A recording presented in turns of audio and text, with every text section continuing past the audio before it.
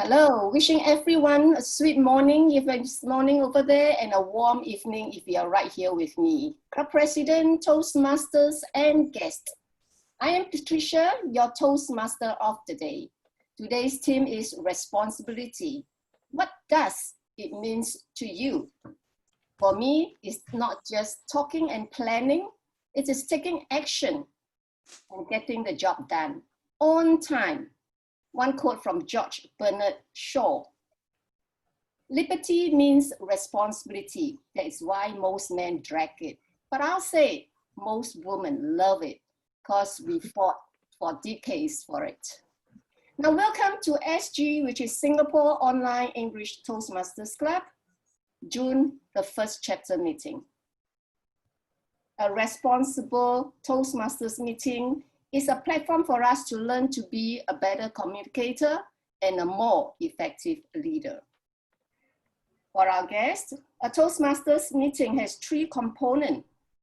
First, we will have the table topic, which is speaking and thinking on your feet. And then we will continue with the prepared speech segment. And the third, we will have our team of evaluators led by General Evaluator Margaret Lowe. Before we proceed, there is a lot of changes, but we will leave it. We will just flow with the changes because that is what life's all about. Now, I'd like to recognize the appointment holders who will be assisting in the running of today's meeting. Timer, we have Alicia Chia, who is responsible for keeping time. And she says she's a happy-go-lucky person who enjoyed life, aims to live in the moment, create memories, and enjoy the journey more than the destination. Our counter, we have Thomas Chen. He will be responsible for counting our paused feelers, such as ahs and or you understand, or you know, right? Table topic master, we have Hyun-Min Choi, who will challenge us with impromptu topics to tackle. And we have tonight a grammarian, distinguished Toastmaster Dennis Ham, who will be observing our use of the grammar and will be giving us the word of the day to use. And we have also a general evaluator, and that would be Margaret Lowe, responsible to evaluate our performance for the meeting. And before we go into the meeting proper, or should I say we are going into the meeting proper now, I would like to welcome our club president to give his welcome address. But before I do that, I would like to introduce him to you. Our club president is an effective leader who continuously sets himself as an example for others. As a leader, you must be responsible for all your actions. His quote for today is from Winston Churchill. The price of greatness is responsibility. Please help me welcome our leader, distinguished Toastmaster Club President, Willie Lowe. Thank you, Toastmaster of the day, fellow Toastmaster. If you want to know why so many organizations sit in Chaudri, like look no further than their leaders' mouth, leadership at any level. Certainly easier, but unclear. Roller coaster pro announcement make many top manager jobs infinity more difficult than they need to be. Leaders frequently expose thousands of crucial issues declarations such as let's focus on this priority, key priority this quarter. Customer first, come first. They present grand overreactive yet further knowledge of where they think the company is going. Too often, they assume everyone is sharing the same definition of a broad terms of vision. Loyalty accountability, customer relationship, teamwork, focus, priority, culture, priority, decision making, results, and so on virtually at infinite. The organizing chart we have in Toastmaster Club represent power in the executive committee, represent individual power and influence. A MIP is an emotional charge framework in Toastmaster organization in every Toastmaster Club, where every year the structure at the international level changes. The org chart can be fully fostered as well as in physical Toastmaster Club. And members are worried about the risk to the chain of management. Result is another powerful concept that left unmanaged poses a risk to a company's long-term health. This CP goal, Destination Club status, is a goal that Toastmaster International have set a goal for every Toastmaster Club, for every club officer to follow. Some of us will follow closely, some of us will not follow, some of us use another method to follow. Means we guide the member to achieve their education goal, meets their education goals, and then they in return helps the club achieve the district club status. And when the meeting attract new member, the guests want approach the club as go to join as a club as a member. That in return create take effect all the club as decision club status.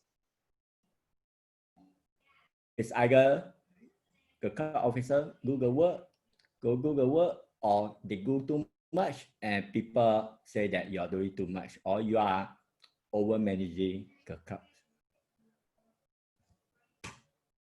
In corporate world, there's a saying: if a top executive say employee need to focus on our promised result, senior management always interpret that to me, do whatever it takes to meet the investor expectation. Can I ask a question for the guests? Jono, can you unmute yourself? What is our expectation? What is our expectation to the member, and what is member expectation of the club? What is the member expectation of the club? What club? is our expectation of the member?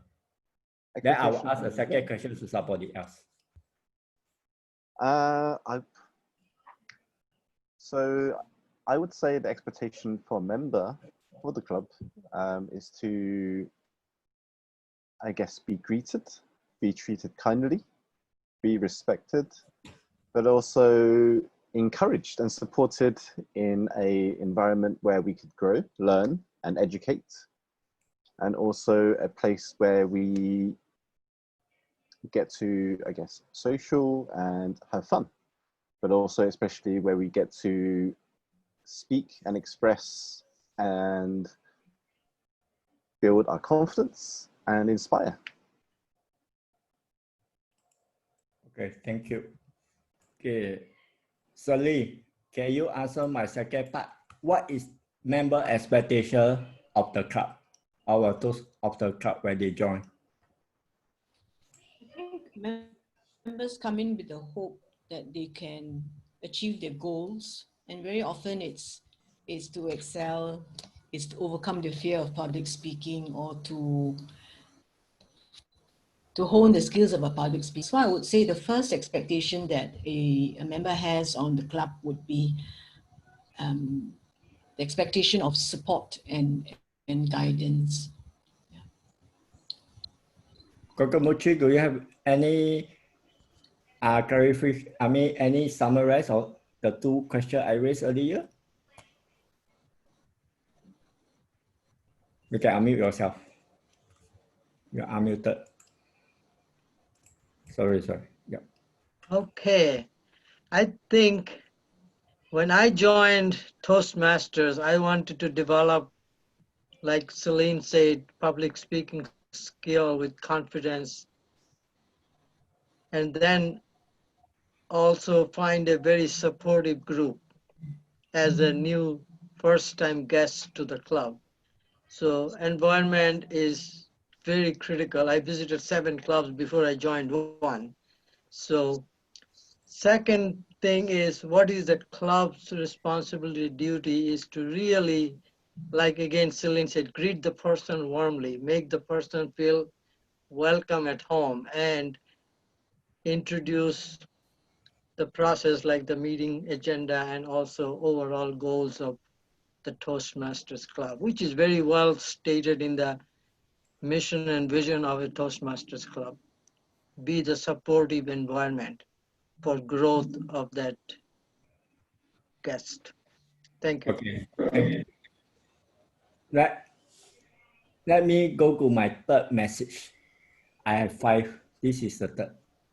The leader's sense of he or her job. Many CEOs wear many hats and play many roles in the service of leadership, but surrounded by people who seek their feedback and approval. Some fall into the trap of thinking that that's responsibility to be the person who has all the answers. This is especially true of entrepreneurial CEOs who are also founders, because their identity are closely tied with their company. The answer man falsely believed himself to be the final abyss of conflict, decision, and dilemma. This put him in a very lonely isolated position where information become unreliable and useful input is stiff. Fellow Toastmaster, let's come back to a Toastmaster club context. Many club leaders let's talk about those be a visual and those be a visual. Those be a visual, they try to have their visual set apart to the club, where some of their message, their visual they did not reveal to the members because they want to make the meeting or to make the club more interesting. So secrecy is the word to say. It's not, we as a leader, most of us who are leader, we try not to talk too much. We try to do it in suspect. So where we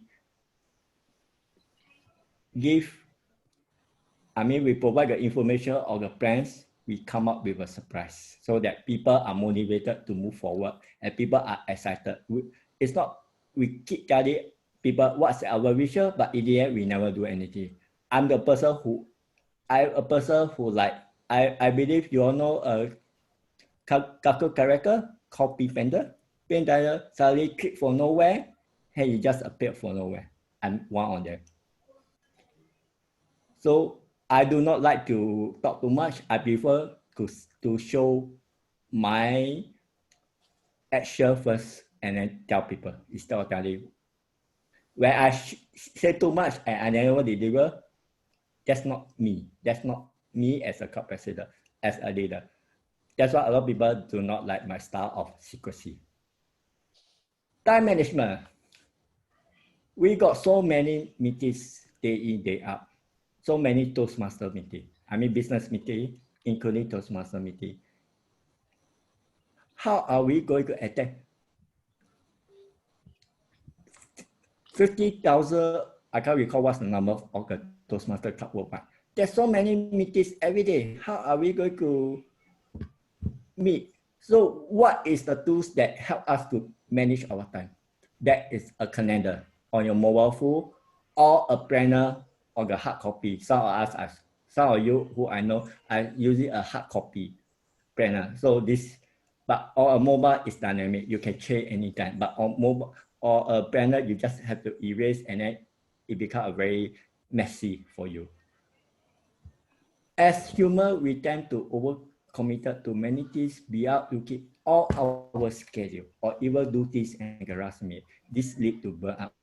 Let me share with you an experience I had when joining Toastmaster 15 years ago. I always say yes. I don't know how to say no.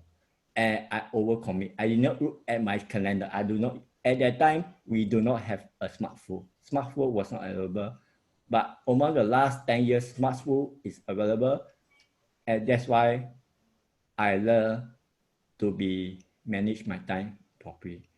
So online calendar system on mobile will actually me to look at my schedule, be up, go reach home just to point. And sometimes when we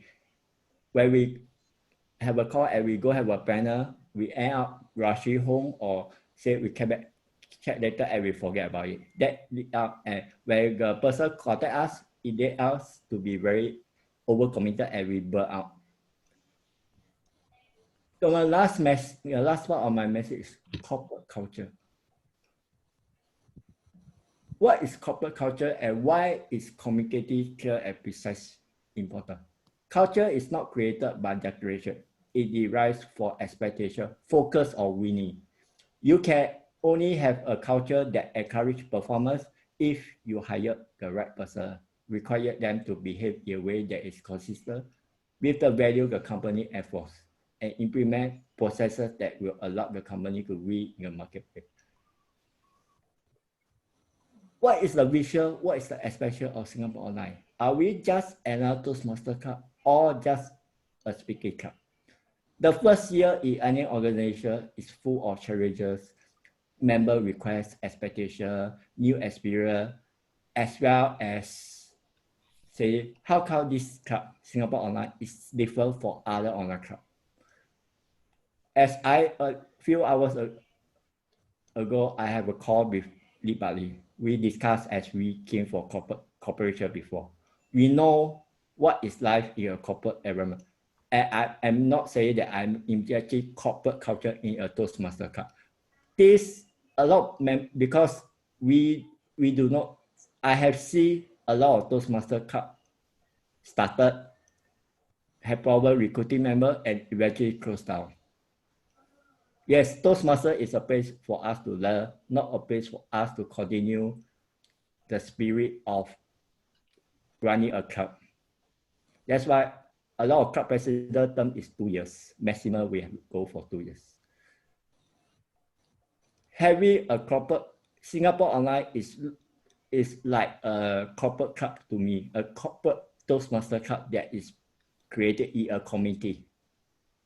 That I have processor that have because we have members for all over the world and people need to follow some sort because we have this amount of time. We got less than 7 days after the next meeting to allocate to find evaluator, appointment holder. We got other calls. We also have calls for other Toastmasters throughout the whole day, whole night.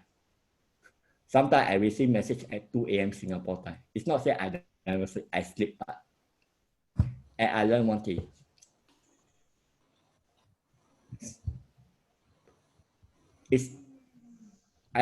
I'm not a good communicator because I don't like to commit my ideas, but the visual I want to do it all bad and right. And so the Singapore Online, the website will be hosted all the visual, what I intend to do for the club. That will be listed. Means I will achieve what I have fulfilled 6 months ago. The club is still new. I still got the club need another 6 more months to do.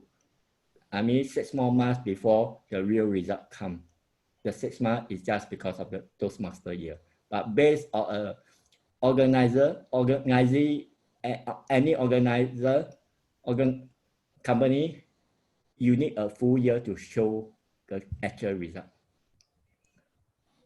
People may mistake for me for being dominating autocratic, but it's just that because I did not tell them a reason.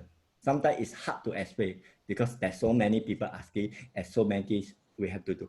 Club really take not just 1 year, it take at least 3 years in a club before the new team can take over successful or dedication can start in a 2nd year and 3rd year. Many people have mistaken that I want to be dominated my comment, but this is why the first year I need to set the system up so that the rest of the successor can take over. Over back to you, Toastmaster of the day. Thank you, Club President Willie, for that very educational yet emotional address. I shall now invite our grammarian of the day to give us the word of the day. Please help me welcome distinguished Toastmaster Dennis Ham. Dennis Ham, please. Thank you, Madam Toastmaster, fellow Toastmasters, as most welcome guests. In order to improve ourselves as Toastmasters, we try to use the proper grammar and English in our speaking. And today I will be looking for that. And besides that, I'm also presenting the word of the day for you to try to improve your vocabulary. So if you will look over to the chat box, I will put it in there so everybody can see it. The word of the day is obligation. And since our theme of the day is responsibility, I tried to find a word that was similar to our theme. So please try to use the word obligation in your speeches today. The word obligation is a noun, and it has it has several meanings, but two of the meanings are it is a binding promise, or it is an agreement which is enforceable by law. For example, each month we have an obligation to pay our bills. So please try to use the word obligation in your speeches today. Back to you, Madam Toastmaster. Thank you, Dennis. Obligation. We are obligated as speaker to come on time. We are obligated as project evaluators to know who we are evaluating. And as members, as club officer, we are all obligated to provide members and the public quality class. Thank you so much for that word, obligation.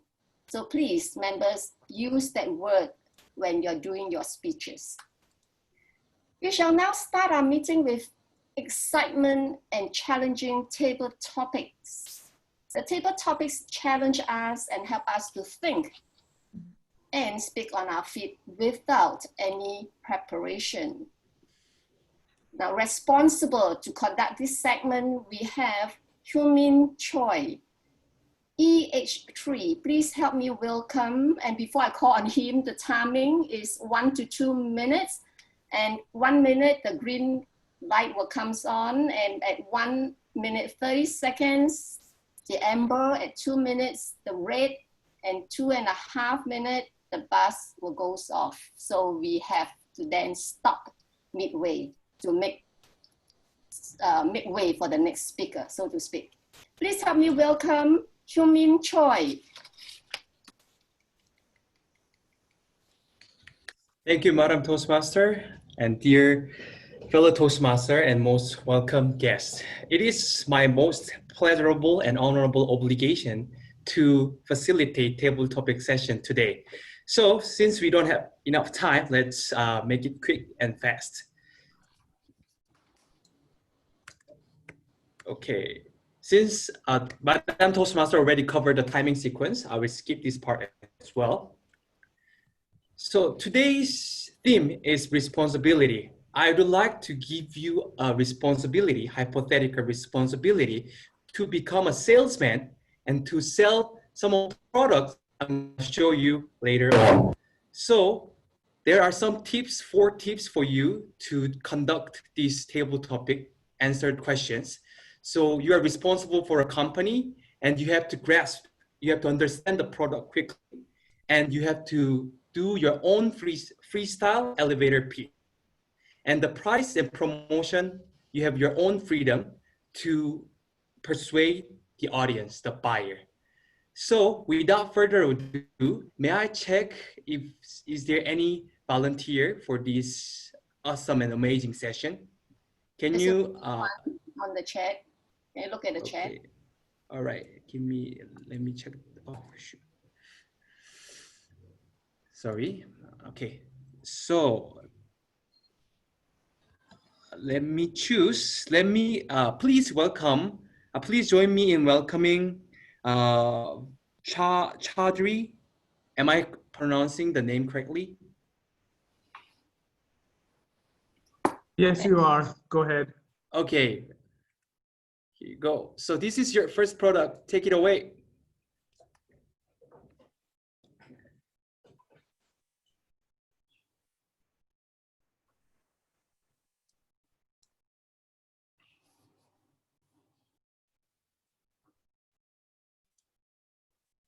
Are you suffering from a big belly? When you walk, does your body jiggle from top to bottom? Do you always envy those people which you see on the beach which have a six-pack? I have a solution for you. The ab enhancer, get a six-pack in seconds. It's a very easy thing. You don't even have to work out. You don't even have to put any energy into it. All it is you strap this plastic piece around you and it makes your muscles or your fat just bulge out from those areas, and it makes you look as you actually have a six-pack. What an ingenious idea. One actually starts wondering if it was so easy to get a six-pack, should people actually be working out? I think sometimes, especially when we're going out on a date and we want to impress somebody and we're wearing one of those tight t-shirts which kind of cling to you, you just slap this baby on and you're ready to go, because no one's going to be wiser. All they're going to be able to see are just chunk, chunk, chunk, chunk, chunk, chunk. And I am trying to find the timer. I cannot see the timer. I should be past the 1 minute mark, but let me wrap it up. This product is marked at $6.99. I would tell you, do not go past this opportunity. You will not get it again. Put in your order, go buy it, impress those men or those women, whoever you may want to impress, and back to you, Table Topic Master. Thank you, Chaudri. It was an amazing pitch. I'd like to buy one. So for the next speakers, could you please pin timer on Alicia's screen so that you can see the time sequence, as Alicia is waving hand now. So let's move on to the next speaker. I will invite Rochelle Michael. That's right.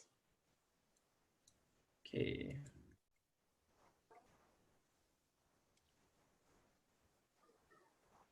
Rochelle, can you see the product?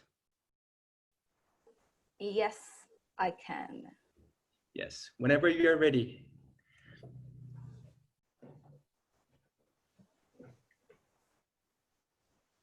Thank you, Topic Master.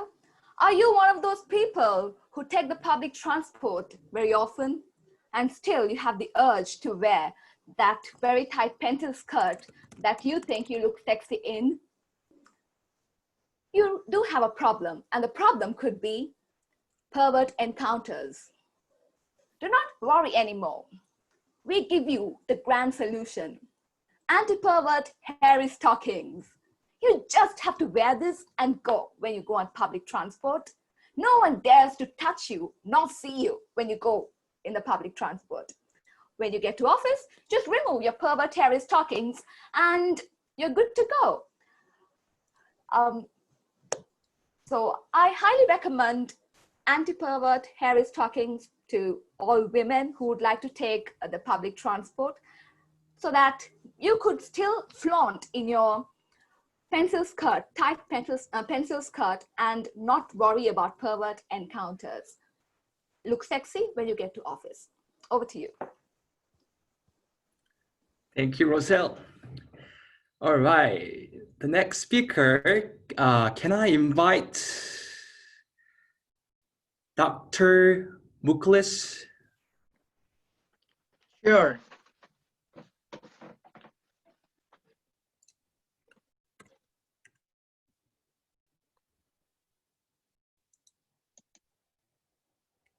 Do you see the product, Dr. Buckley? Yes, I do. Hug Me Pillow.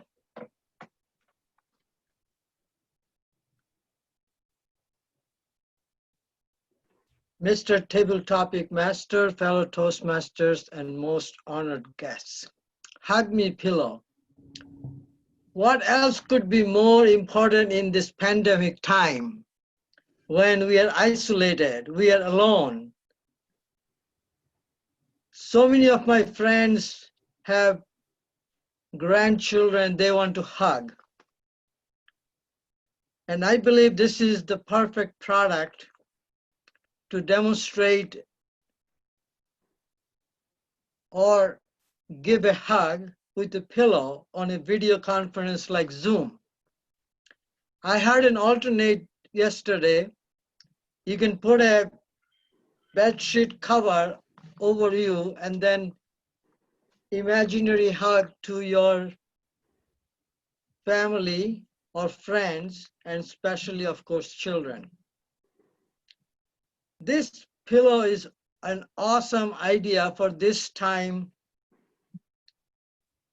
of the pandemic where the whole world is going through isolation, whether you call it circuit breaker or we call it lockdown. Social distancing is okay, but it's also mentally challenging. Many people are suffering issues with being lonely and separated. This Hug Me pillow will give you an incentive to imagine in the virtual world.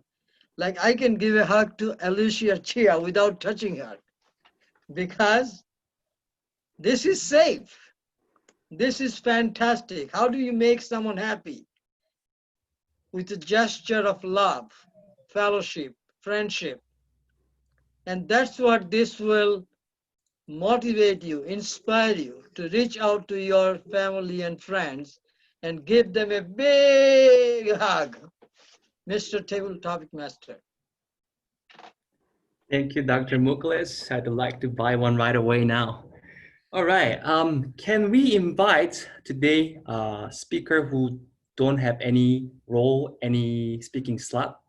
May I invite Arun Rosia? Arun, are you there? Yes, yes. Yes. You ready? All right, I'm ready. Okay, here you go. Anti-theft lunch bag. That's good.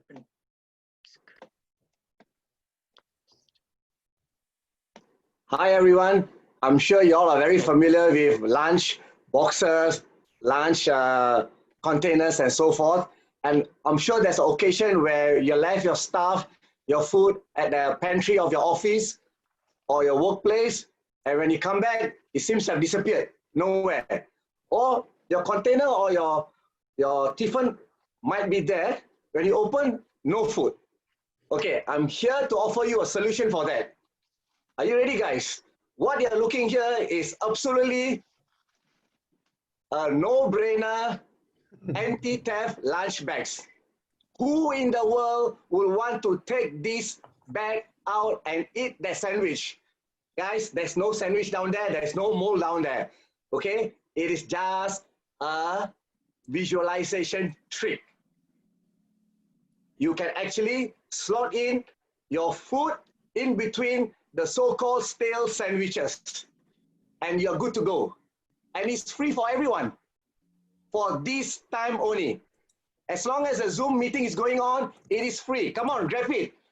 Next session, you're going to pay for it. 1 for 50 cents. That's it. Bye. Thank you, Arun. That's such a compelling sales pitch. All right. Next speaker, may I invite Philip Dembisha. Am I pronouncing it correctly? Philip, are you there?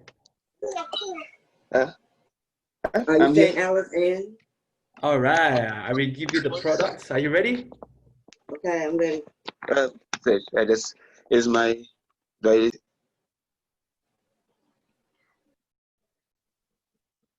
Your voice is a bit breaking Can you now. see me properly? Yeah, I can see you. Are you ready? Okay, I'm ready. Take it away.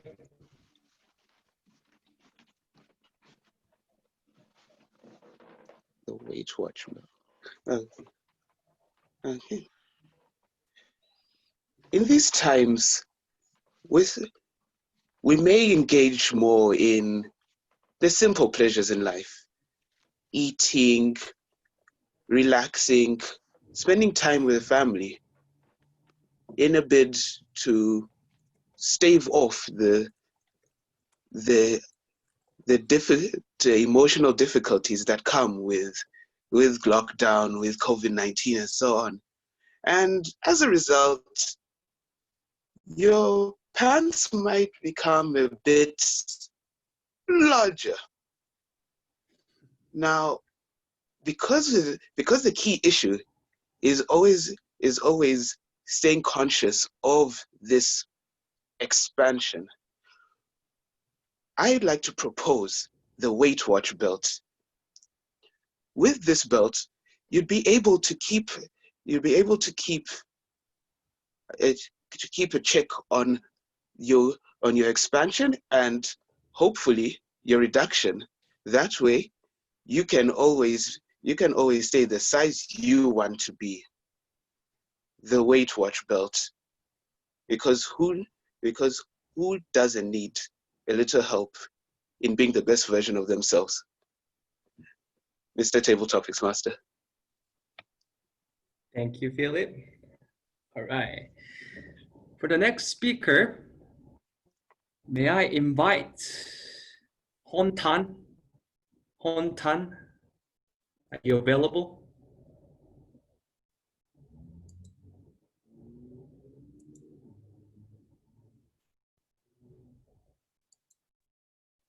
Hon Tan, I just unmute yourself. Would you like to try table topic? Right, it looks like he's not around. Then, is there any more volunteer? Anyone who would like to try? Please type TT on the chat box. I see Philip Dumbesia wanted to try. Philip Dumbesia. Philip just did it with this Weight Watch belt. Okay, if there's no volunteer, I would like to invite Monica. Monica?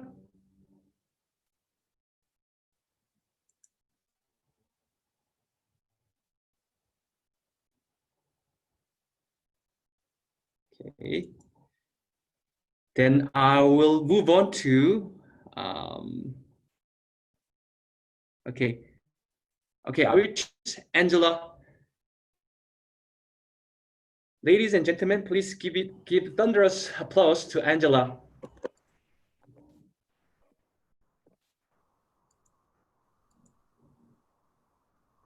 A diet plate, just what I've always wanted. But I've got 2 of them, and I got them very cheaply, and I can give you 1 of them. Now, it's not going to be a lot, it's only $5, and it's been specially designed by a friend of mine. It looks like it's paper, but it's a very fine china. And it's very healthy. It has everything divided up so you can get exactly the things you need for your health, so that you get everything you need and yet you're slimming at the same time. Now, you can use this plate for every meal and even for snacks. And I suggest what you do is you get it out in the morning and you put your food on it in all the food groups. And every hour or so, you have 1 section and you save the big one up for lunchtime. And then you wash the plate off at lunchtime and you use it again in the evening. How much did I say it was? $10? No, it's only $5. I take Payla, I take PayPal. If you've got cash, that would be absolutely wonderful. And I will be using this money for a very good cause. I will be putting it towards Toastmasters. And I'll tell you what I'll be doing with it later. But I have 1, you have 1, and I have this brilliant idea that we'll come online together, and then you can see what I'm eating and I will see what you're eating, and we will be buddies. We will be, it's the latest thing that you always have a friend, so that whether you're doing exercise or dieting, you do it together. And that's why they sell these plates in pairs. So I'm looking for someone who is health conscious and wants to lose a stone in a month. Please contact me. If you don't buy it now, call me later. I'm sure you'll want it. Thank you. Thank you, Angela. I think I need this product the most. I gained 5 kilos during circuit breaks period. So, all right, let's move on to the next product. May I invite Azmina to the stage? Azmina, are you ready? Yes. All right, ladies and gentlemen, let's give it up to Azmina.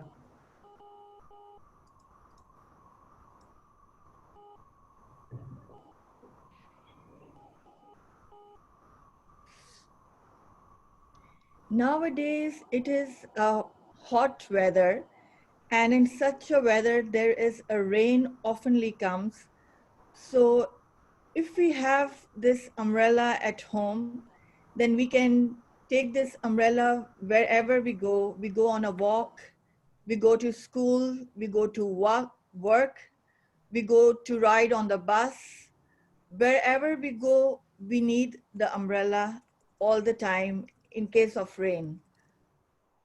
Umbrella also save us from sun. If there is a sharp sun, the umbrella saves us. It helps us to stay cool. If we go for a walk or to the park, we take kids to the park. So umbrella is really helpful in all the instances.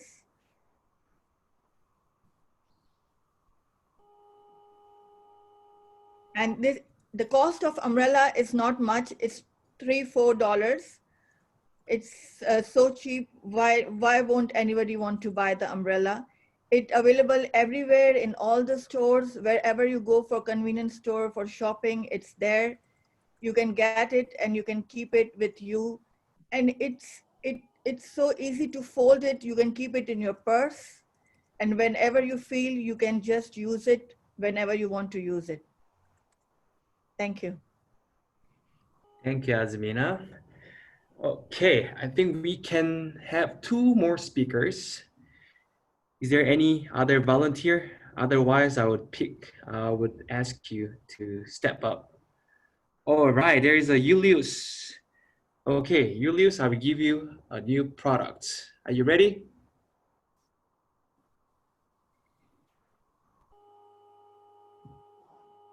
Julius.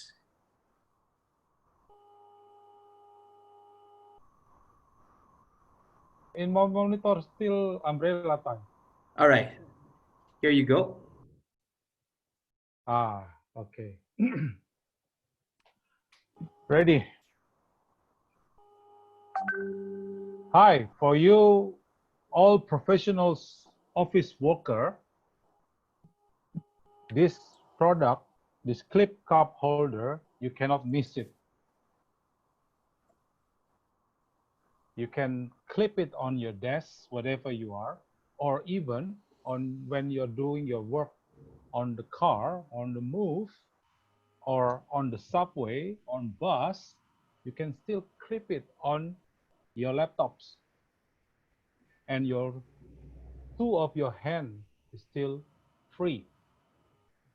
Yes, I know, for the funky people, this clip cup holder comes with various of colors, neon bright colors that you cannot miss and make your life even more colorful. So what are you waiting for? Come see us on the social media, see us on the Instagram, see our review of our users at the Facebook, and you can order any online store that you have joined. Thank you. Thank you, Julius. Believe it or not, today I spill a cup of coffee on my table. It spilled over to my keyboard. I think I need to buy this product. All right. Can we have 1 more salesman to close the deal? Anyone who want to volunteer?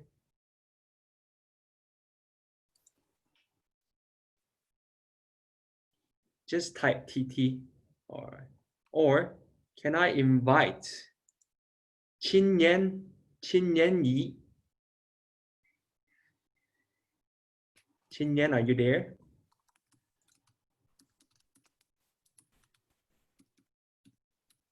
All right. Okay, looks like we need another speaker. Anyone who want to volunteer? It's a last chance. You will never have this chance again. Joan? All right, Abdul volunteer. I remember last meeting. To your volunteers. Oh, sorry, who was it? Yeah, I want to be your volunteers. Okay, let's give this chance to Joanne. All right, Joanne, this is your product. Take it away. You better.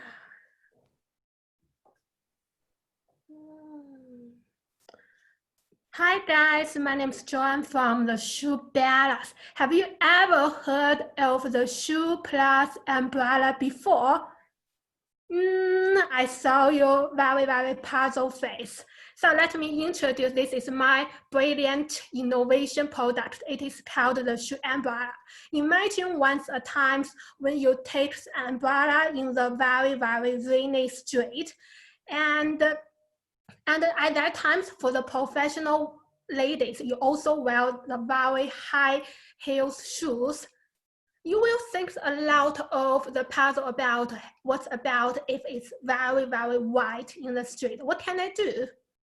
Oh, if that times there is no gentleman would love to offer your help. So what can I do?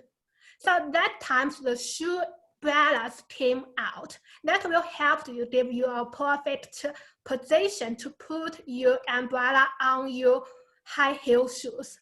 You don't need to change your very expensive or very fashionable styles shoes. You just need to buy this shoe umbrella. This is compared with the usual umbrella. It's being a little bit short, and it has a perfect edge to put it in front of your shoes.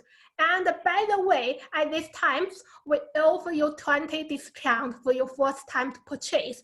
And if you refer to your friend, you will get the 40% of the discount for the second time's purchase. Why not try it? Buy it now. Thank you. Thank you, Joanne. That was awesome elevator pitch. All right, we come to the end of table topic session. I hope everyone enjoyed this selling style table topic session. And I shall pass the control to Madam Toastmaster Patricia. Back to you. Thank you. Thank you. Trust us to have a young and funky table topic master that came up with very creative and funky topics. I wonder if all these items came from his online shop. He's probably just trying to fool you to buy from him. All right, thank you so much, Ming, for your very creative topics. And I like the way that you put up the sales that makes us all became salesmen and women. All right, so could we have the timers report is out already? We are already voting without having the time. Is the timers report out? Everybody qualified? All right, seems like the polling is on, so let's go for it. Vote for your best table topic speaker. You can base that on delivery, contents, creativities, or the fact that you just like the speaker. That's fine.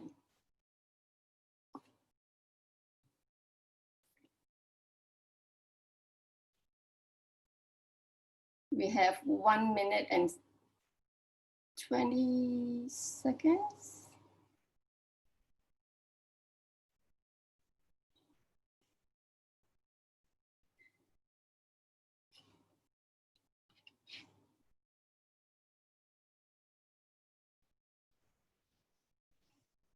The challenge is very, very close. I can see from here.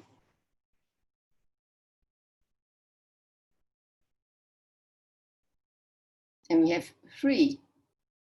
That's tie. It's moving. So please vote for the best speaker. We will try to get the best one. You do not want to have a tie.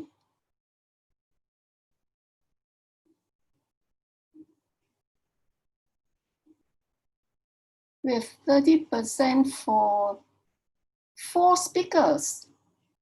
We have 17% for 2 speakers.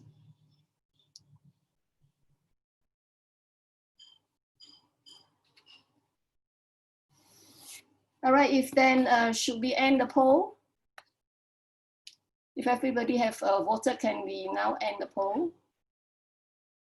Great. Could we remove this from the screen, please? Thank you, Tama. We shall now go for a 10 minutes break, and please be back by exactly 10 minutes past 10. We are so on time. Thank you so much, and I see you in 10 minutes. No sound? Good. You're all ready for our panel of prepared speakers, and they're going to bring us very, very delightful speeches. Speaker number 1 is Presentation Mastery Level 1, Project 1, The Icebreaker. Could we have the evaluator, Eric Tan, Distinguished Toastmaster, to please read out the objectives? Hi, the purpose of this project is for the member to introduce himself to the club and learn the basic structure of a public speech. Time will be 4 to 6 minutes. Thank you. Thank you, 4 to 6 minutes. Ahmad, you have 4 minutes. You will see the green light. Please pin the timer. 5th minute, you will see the amber light. At the 6th minute, you will see the red light. And at 6.5 minutes, you will just have to stop before the bus goes off, or else you will be disqualified for timing, right? So the title is Looking at Your Passion. Now the speaker is a journalist who have responsibilities on science, technology, health, and education issue. Please help me welcome the speaker, Ahmad Nohasin. Thank you. Good evening, Madam Toastmaster, fellow Toastmaster, and guys.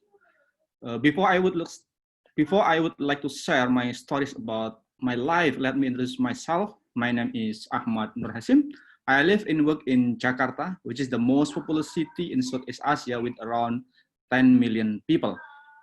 I am a journalist who write articles about science, technology, and education. Now, I'm currently mostly working in my house to do coronavirus pandemic. Fortunately, the communication technologies such as smartphone, Zoom app help me to do my job. The first story is about my new challenge after I graduated from university. When I was young, at junior high school, my father said to me that you will have many choices in job market if you have many knowledge and skills. When he repeated again. Yes. Yeah. He repeated again after I graduated from a program at university in Yogyakarta about 15 years ago when I was 25. Yes, the statement is right. After I got my bachelor degree certificate, I had 3 options for a job. The first is I could work as researcher, lecturer, or teacher in the physics program because I had educational training in the field. The second was I could try to be a journalist because I had experience as a student reporter at the university. And the important thing is I also like writing popular articles. The last one was I could work as volunteer or social worker at NGO in environmental issue or education for people. Because I like to serve society. After I graduated school, at least for a month, I searched for a job in advertisement section in newspaper and internet. I sent more than 10 applications for several companies in Jakarta. One day, one of company in Jakarta invited me for selection. After I passed a serious test, I started my career as a young reporter in capital city. It means I had to move from Jogja to Jakarta. In the city, I learned many things and I adapt to a new life in the big city. In media, I had obligation to cover politics, art, and law. In the first 5 years, I was rotated in several desks, but I never covered science technology. Later, I know that science technology is not minor, is minor issue in the media, although it is an important thing for better society and government. The number of political journalists, for example, is higher than science journalists. In Indonesia, the most of media in Indonesia provide a little space for science, and maybe the most of them has only 1 or 2 journalists in this area. When I was tired, I felt that my understanding of science that I studied for 5 years at university was useless for my job. So I tried to find an opportunity in other company that needed a science journalist. However, I didn't find it at all. Ladies and gentlemen, my second story is about my new challenge in the job.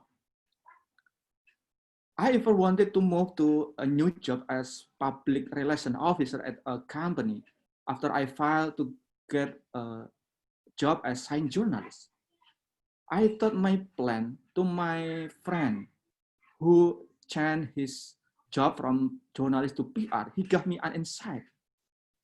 Maybe, although both journalists, although both jobs are information business, they have different style and purposes. I feel that PR officer is not my passion, even though I get a higher salary than in journalism. So I look at my story life that I need a job that I have passion for. Someday, my old friend invited me to have lunch together. She was looking for a science and health editor for a new media of Australia for Indonesia office. She offered me to the position because she knew my experience and academic background in the media. Also offered me a higher salary than my old job. So I didn't need to wait long to accept the new challenge. Now, I am happy to serve the public with providing accurate information on the science issues. We know that emergency of coronavirus pandemic at the moment so that science and health journalists are needed in the newsroom. Finally, I understand that if we feel a job that doesn't suit us at the moment, maybe a good opportunity is waiting behind us. Of course, we have to look for it, never give up. I believe my father's statement in the beginning, if you have many knowledge and skill, you will have many opportunities to get a good job. Thank you. Back to master of the meeting. Thank you. Thank you for telling us that we have many choices in life.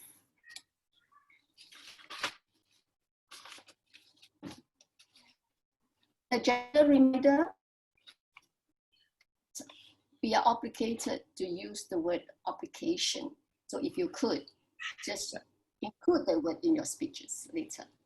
Now, the second speaker, Juno Poon, is presenting Presentation Mastery Level 4, Building Skills.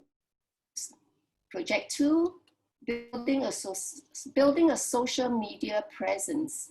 Could I have the evaluator, Buckley, Distinguished Toastmaster, to please read out the objectives?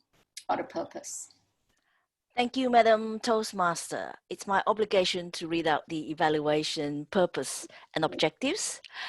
The purpose of the project is for the member to apply his or her understanding of social media to enhance and establish a new social media presence. The purpose of his speech tonight is to share some aspects of his or her experience in enhancing a social media presence. The timing of the speech is 5 to 7 minutes. It's back to you, Madam Toastmaster. Thank you, Lee. Now the timing is different from earlier speakers. So at the 5th minute, we will have the green light. At the 6th minute, we will have the amber. And at the 7 minutes, we are going to have the red. And then you will have to stop before 7.5 minutes. And the title of the speech is Project Step Up, Showed Up, and Stayed Up. The speaker is the Vice President Membership for Aldergate Toastmasters Club. He is the incoming Area Director 44 for District 71. Please help me welcome Juno Pun. Thank you, Madam Toastmaster. Fellow Toastmasters and most welcome guests. Today, I'm going to talk about creating a social media presence. Now, what does that mean? That means we want to identify what is it that you stand for. Now, how do you show up online? Not just posting cat videos on your social media. That's not what I'm talking about. What I'm talking about is how you want to be defined for your success, but also how you show up to become successful, but also in your own authentic way. So that's identifying what it is that your character stands for right now. Who are you in your life and what character do you play? So first of all, before you have and show up online is having a vision. Now we have an obligation to show up, but also a vision in our lives that we want to create. As leaders of our own lives, we have a vision, we have things we want to create, we have things we want to have in life. So it's important that we communicate not just through cat videos on our social media, but also have a set of following questions. So my story comes from what do I show up for, is that I was a kid growing up in a country in England where I was the only Chinese person. I was the only Chinese kid in my school. So therefore, my communication skills in English and language was not very good. So therefore, it was a barrier for my communication with the teachers and also the kids. Therefore, created conflicts and also bullying. So I lacked confidence growing up during my life. When I was a kid, I was bullied through racism. I experienced all those. And so now I've stepped up the courage and confidence that I've built up over time is now I stand up for those that don't have a voice. And I stand up for those that have against racism. So that's the power that I decided to show up online. And that is this tool that I also use Toastmasters for. So whenever I'm posting any social media content or post on my life, it's about a story from my life, an experience, but also what is it that I stand for as a person? So strip away my identity, my name, who am I, and what root deep down, what is it I stand for?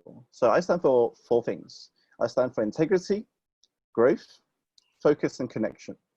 Those are the things I stand for as values. Those are the things 4 things that people know me for. And also that is the content that I would post about and that would help my audience. So my friends and my network and my colleagues and whoever's on my social media that follows my content. But also for me, what is it that I'm creating right now? So I'm creating influential leaders, entrepreneurs, people that are stepping up and inspiring the lives of young people and making an impact on the next generation of leaders. So that is the vision that I have.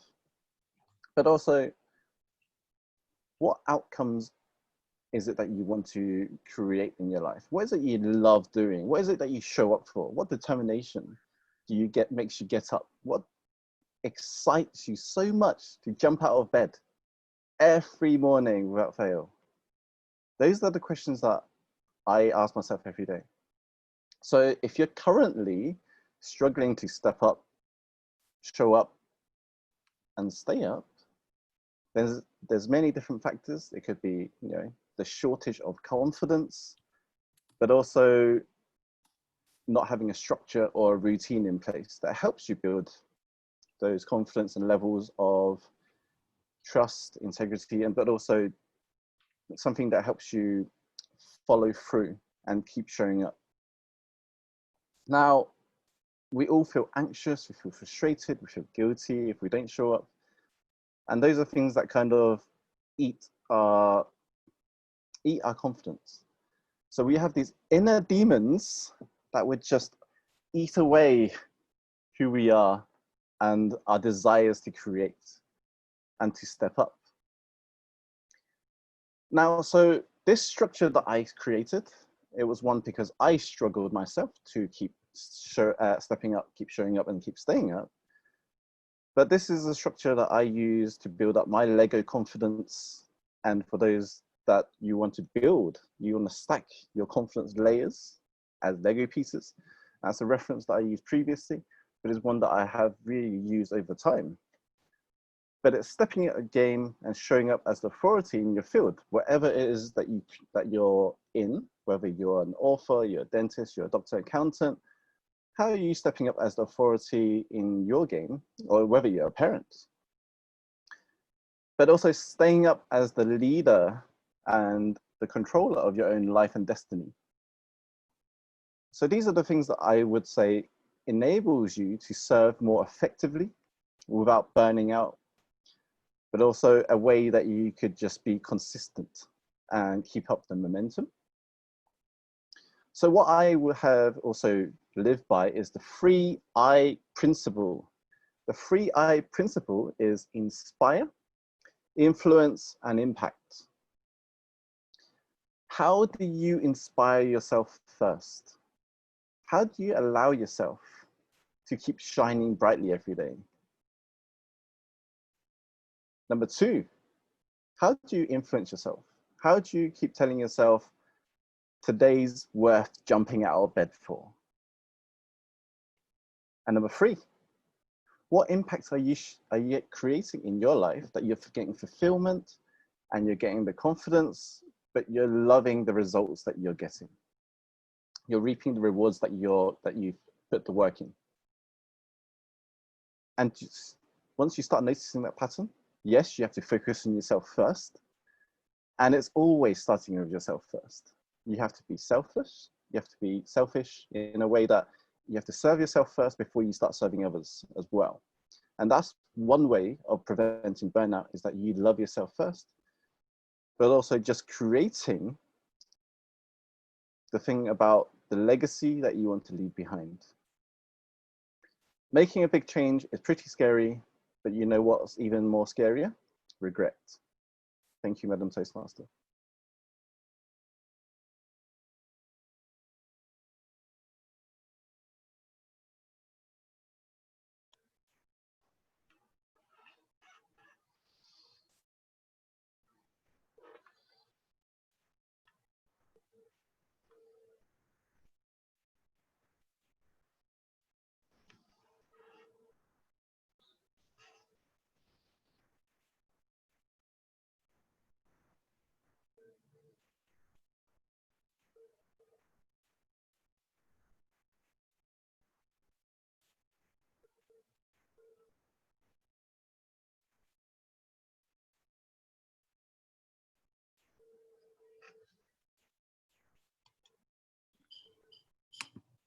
I'm sorry, my Wi-Fi was down for a while. Thank you so much, Puno, for that wonderful speech. And I now call upon the third speaker, who is Abdul Karimi, who is doing Visionary Communication Level 1, Mastering Fundamentals, Project 3, research and presenting. Now I'm just saying because the evaluator, Kinga, is not here. Am I right? Kinga, you're not here? Let me just check again.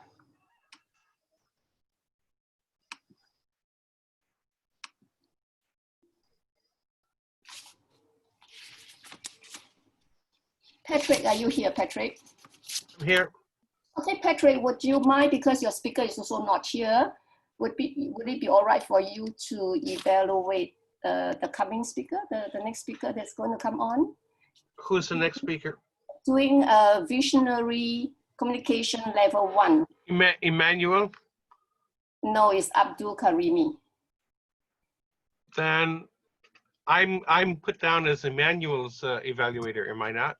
Yes, but I'm just saying that he's not here. And because then you'll have to give me a second because I don't have his evaluation form taken up.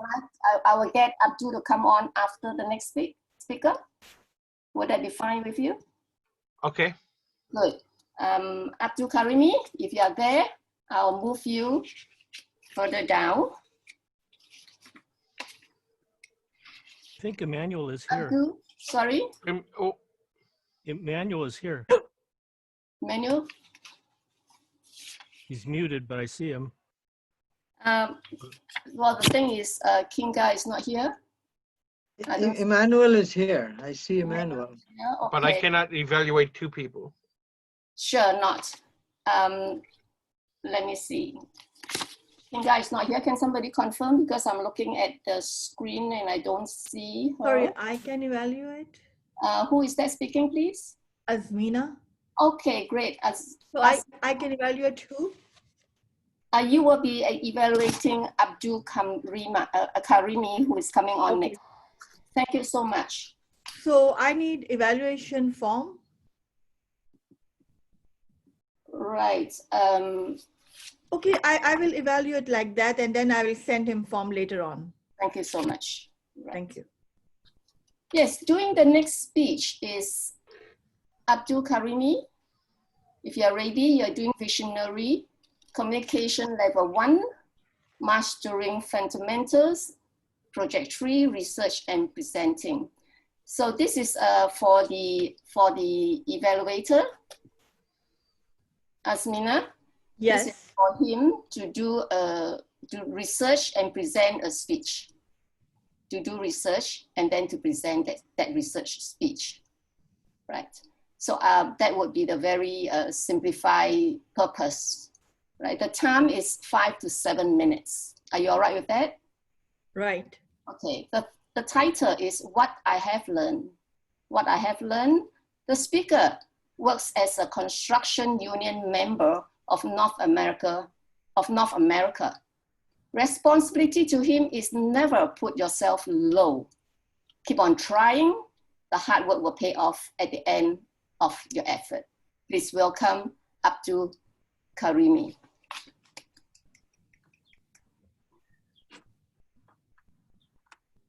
Yes. Evening, morning, afternoon. Nice to meet you all. Yes, today I would like to talk about my obligation to you guys are to serve me, to you guys. First thing I want to say is that we all go through this in life.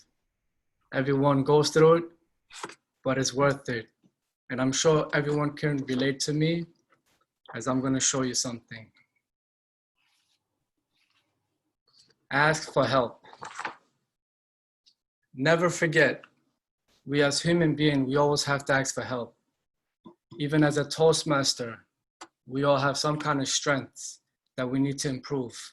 Our communication, our confidence, whatever it is in life. Never shy away. This is the only way we can learn. Because asking for help is a sign of strength. So when you build your strength, that's when you become confident and improve your skills in life. And if you don't ask for no help, it's a sign of weakness. And believe me, you don't want to go through the weaknesses because once you're weak, it's going to be very hard to ask for help. So no matter what in life, even if you're weak, you still got to ask for help, because we're all going to have to overcome our fears and our weakness. So what I'm saying is today is that we always have to be, number one rule is what? Ask for help. Number two is for strength. You always have to be curious, ask questions, try to learn new things every day. Let's say if it's a language, or if you want to learn a communication, or some kind of subject, anything in life. Okay. I want to talk to you directly to you guys from my experience.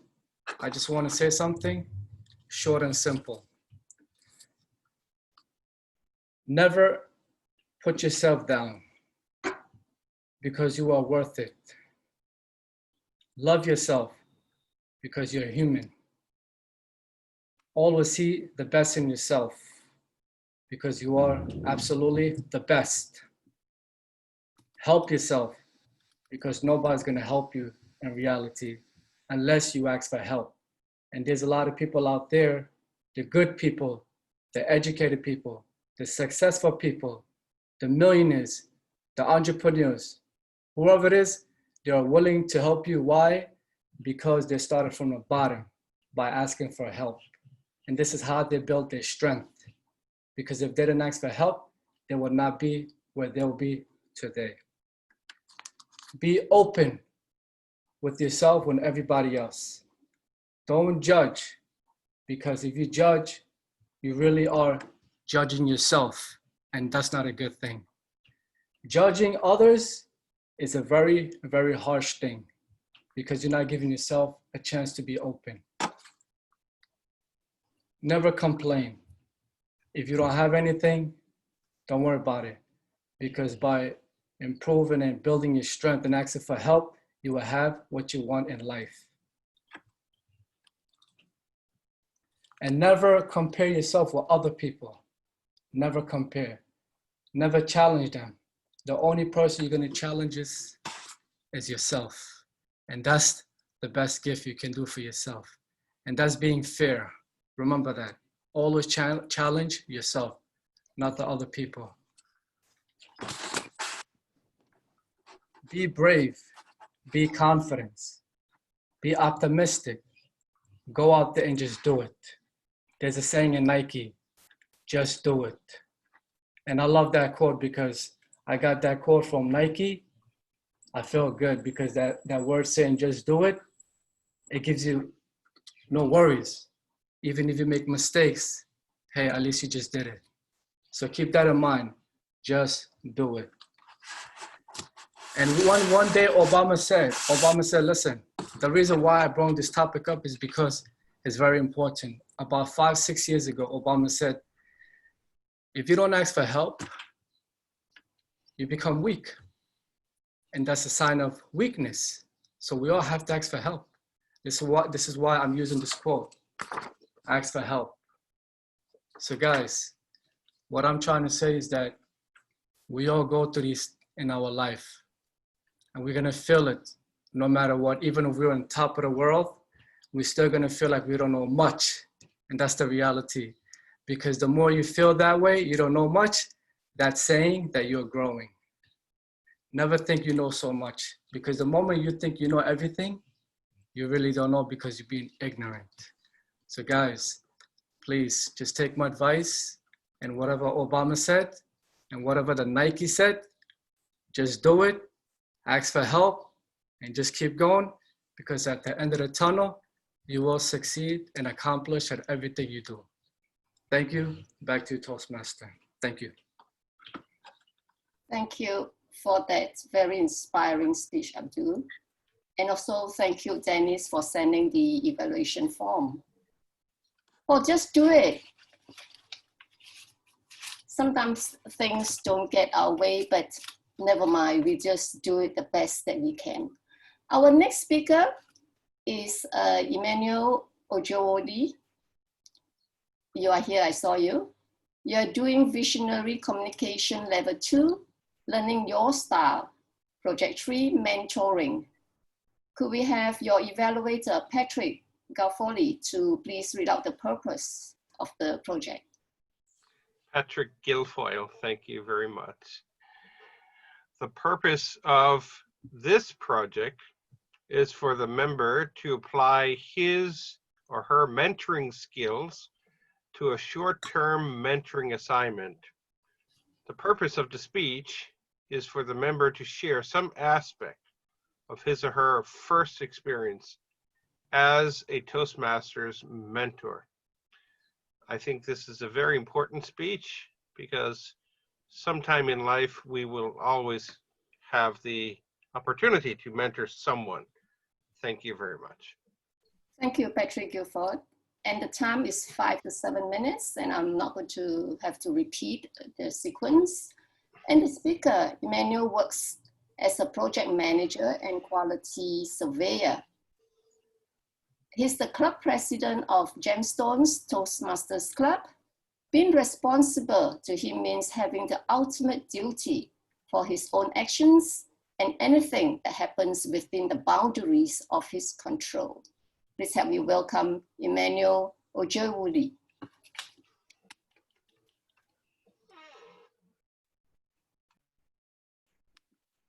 If you want to go fast, go alone. But if you want to go far, go together. Those were common words that we get to see all the time, especially if you are an avid reader. Good evening, good afternoon, good morning, wherever you are in the world, fellow Toastmasters.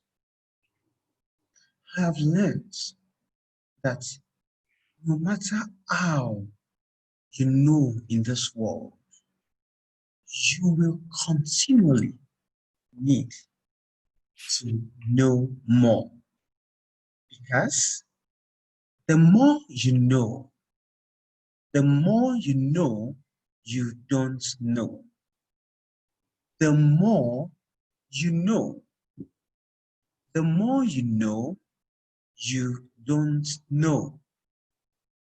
And that was why I joined Toastmasters. I work as a construction industry professional, and I know that to communicate, to win, you need to be at the top of your game. And communication embodies the entire existence of human interaction. But when I was assigned a mentor, something took me back to my internship days when I was in college. I was in my 4th year in college at that time. And one of the requirements of going through that level is that you go to work in a place for 6 months to get industry experience. And part of it is that you must have a superior who is working in that particular organization assigned to you to supervise you and guide you on the practical experience of every theory you've learned back in school. That fateful day, I walked to this organization and I saw this man. His name is called Mr. Max. Mr. Max to me is more than just a supervisor. He is a senior brother, he is a friend, and he is a dependable mentor. Though I left the organization many years back, Mr. Mark still remains someone I can call when I'm bored and just chat him up and ask about his family. That was so cordial and so engaging that I don't want to take mentorship for granted ever in my life. Let me give you an example. There was a particular day that I had a very huge assignment to do, and it was assigned to me by someone that was not my direct supervisor. Now, in the hierarchy of the organization, Mr. Mark sits higher than any other person, and it's just a little bit lower than the principal partner. But I took my drawings and I went to his office and I told him, Mr. B gave me this assignment and I don't have a clue. You cannot imagine what happened. Mr. Max abandoned his very urgent task and took a full hour to put me through on the basis and the rudiments of what I can do to pass my way through the situation.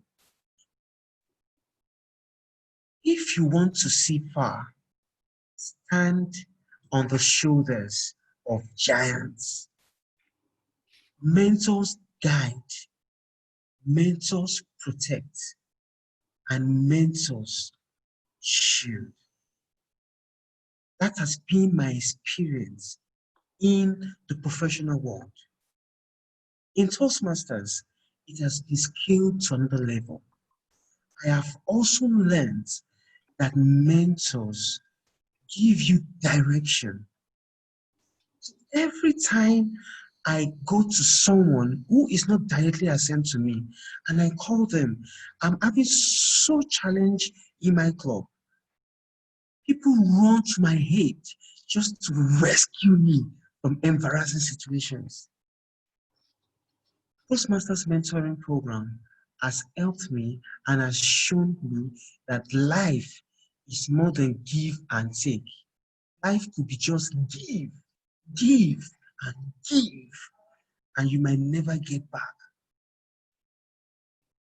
I have learned one thing, that no matter how far you have gone, you still need to be directed. One of the greatest values of mentors is the ability to see ahead, what others cannot see, and help them to navigate their destinations. I have learned this, that a mentor will not tell you that let's go do it. But you see, together we can achieve more. A mentor is indispensable if you want to go far. If you want to go far in life, get a mentor. I hand over control back to you.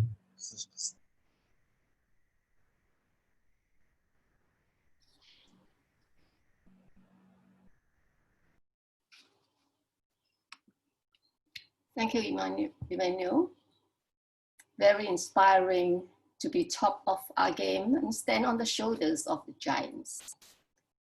Our next speaker, Hui-Min Choi, is doing Engaging Humor, Level 3 project. It's using descriptive language. Could we have Angela please read out the purpose of the project, please?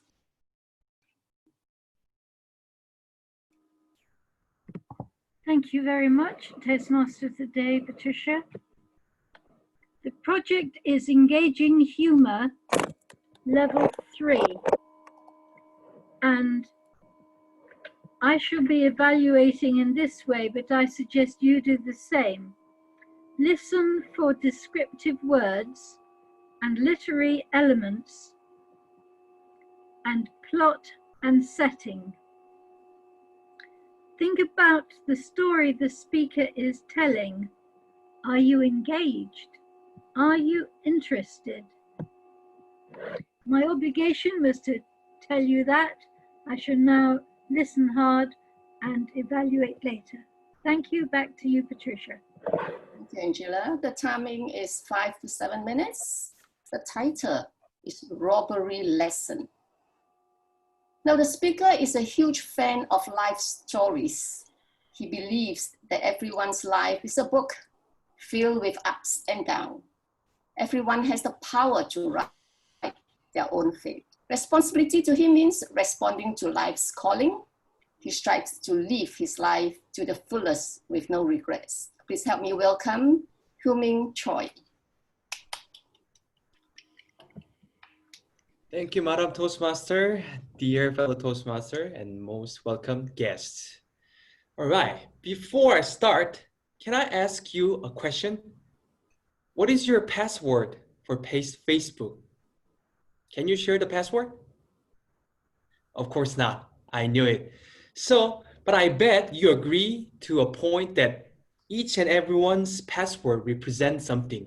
It could be your birthday. It could be some random things you fantasies like 1Q, 2W3E, or 4R something. Or it could be your ex-girlfriend or boyfriend's name, right? Am I right? Since you're not able to share your password, I will pleasurably share my password. Mine is RMB 2014 and 0620. So, but you're not gonna be able to find my account because I didn't tell which platform. But this is not renminbi or Chinese currency. This is an unforgettable date for me. 2014, June 20. This is the date when I got robbed in the States. So rewind back to 2014. So we are in LA, we are near LA, and I was doing an internship, and that was the first week. And believe it or not, I was having a date with a girl. I was already seeing a girl within this short period of time. So I was invited to her place and to have dinner together and to drink with her friends together. She's really smart and special person. I really like her eyes becoming, when she smiled, it became like crescent, and it was like bright as a crescent. And also her heart was so warm. She cooked me a lunch box for the next day, and the lunch box was kept in little cute kitty logos on it. So anyway, so we drank and then we talked, we had a good time. You know, people are blinded by love and alcohol, right? So I was affected by both. So it was around 11 or 10, 11 or around 12. I had to go back, and normally I would call a taxi or Grab. But on the day, I decided to do something else. It was my mistake. I decided to walk back home. Distance-wise, it was not that far. It was like 15 minutes or 20 minutes. And to make it worse, to make the situation worse, I actually decided to go some different way. Like usually I go, there is a one route I usually go, but I decided to detour, explore the neighbor. But there was a biggest mistake. My city is called Gardena, but it's next to a city called Compton. Have you heard of the city called Compton? It's actually really notorious for some violence or gangster action. Even there's a game based on this city's background. Anyway, so I walked the path. Nothing happened for 10 minutes. So I was chilling and relaxed. But the street, the more I walked forward, the street became darker. And then I felt something's coming for me. And then I was passing by a church, and I saw one Honda white car was passing by, but I felt something is wrong because the car's tire wheel rim was too bright, like a full moon. Even in the night, without much light, I was able to see the rim shining. And also the car was filled with 5 guys, and also they were playing loud music. So I should have run. I should have run away from that moment. That was God-given sign, but I totally neglected. So I was just decided to walk past the car, but the car stopped next to me, and then the door opened. 2 guys came out from the car, and then they followed me, and then the car drove fast to the front, and another 3 guys came out from the car. So they were about to surround me. So I knew, oh my God, I was gonna be robbed. I was gonna be killed. What should I do? What should I do?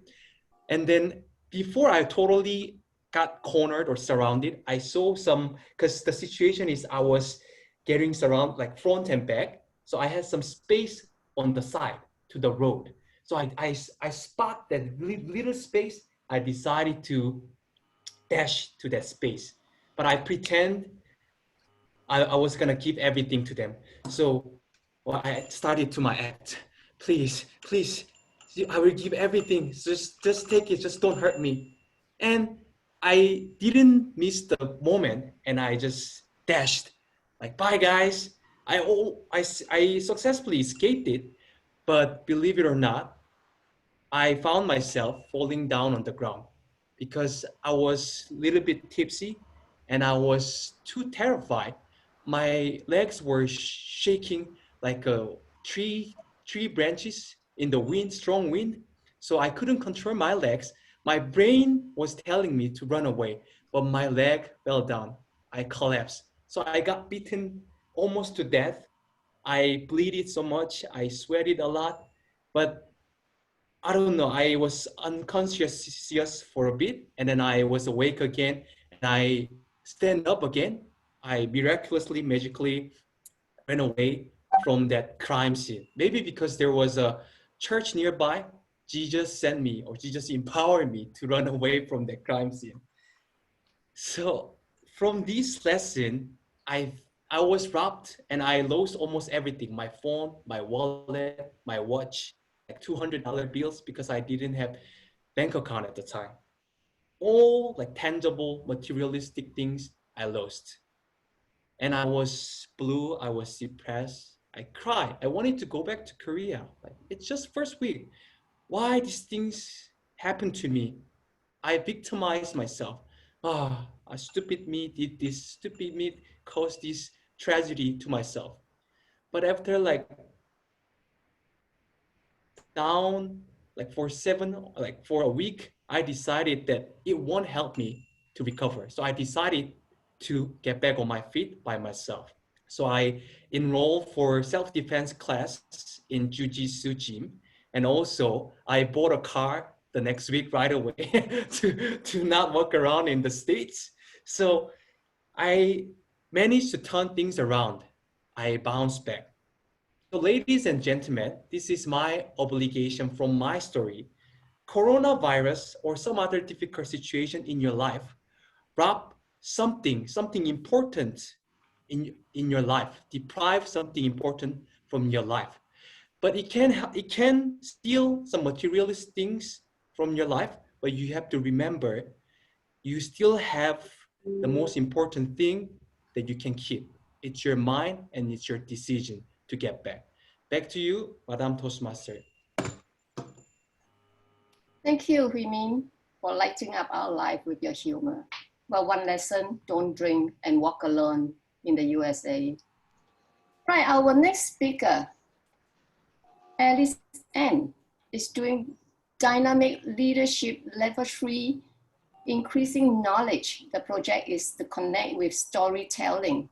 Could I please have Celine Go, the Distinguished Toastmaster, to please read out the purpose.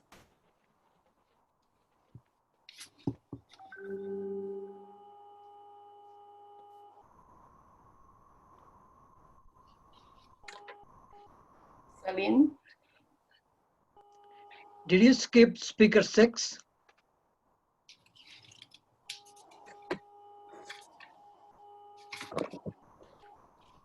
Sorry? Did you skip speaker 6, Lee Buckley? Oh, she will come after this. Okay, I wasn't aware, sorry. Sorry, if there's a change, perhaps there's a change, but according to my here is, do we have, I thought I saw her, Alice Ann? I'm here. Great, all right, you are the next speaker and you will be doing Dynamic Leadership Level 3, Increasing Knowledge. The project connect with storytelling, and Celine is your evaluator. Celine, could we have the purpose, please? Thank you, Patricia. The project is for Alice to practice using a story in a speech or to give a speech in the form of a story. Time, I think, is 5 to 7 minutes. Thank you. Thank you, Celine. Yes, time is 5 to 7 minutes. So I'm not going to repeat that. The title of the speech is God Lied to You. And the speaker is a wife of 36 years, mother of 5, grandmother of 9, and 1 more on the way. She joined Toastmasters only 2 years ago, and she is diligently working towards synonymous with Toastmasters with her name. Please welcome speaker Alice N. Thank you. Thank you, Mrs. Toastmaster, and all distinguished Toastmasters. I am so honored to be here today. As you heard in my introduction, I've been married for 36 years. That almost didn't happen. Let me tell you what has happened in the last 36 years, beginning with our very first meeting. When I was a teenager, I went through several different tragedies. And so much the tragedies kept me introverted, I didn't talk, and I was always sad. But I had a friend who kept trying to talk to me, and she couldn't reach me. She didn't know what to do. So she told me she wanted me to meet this young preacher at her church. Now, mind you, as much as I was going through, the last thing I wanted to do was meet a young man. In the midst of all of that, she said, but he's a young preacher and he'll be able to help you, I promise. Why don't we make a whole weekend of it? Come to my house Friday. I have to go to choir rehearsal. But after choir rehearsal, we can have a slumber party, sit up all night, watch movies, laugh, play games, pillow fight, whatever you want. Saturday, our church is going skating. And on Sunday, we have morning service. But I will introduce you to him. Reluctantly, I agreed. When I get to choir rehearsal on Friday night, the young man was running around the church expressing his love for God. Expressing his love for God, and I looked at him. I looked at her. Is this who you want me to meet? She said, yeah. He's gonna help me? She said, yeah. I said, he can't help himself. Do you see him? I said, what's wrong? I said, brown shirt, big, white, polka dots, psychedelic color pants with every color of the rainbow. He can't help himself dress. How can he help me with my issue? She just laughed at me. I was furious. What have I gotten myself into? I regretted that I agreed to stay the weekend with her and meet this young man. Saturday came. I found myself looking for him, wondering what he was going to be wearing today. He was not there. Sunday come. Went to Sunday school.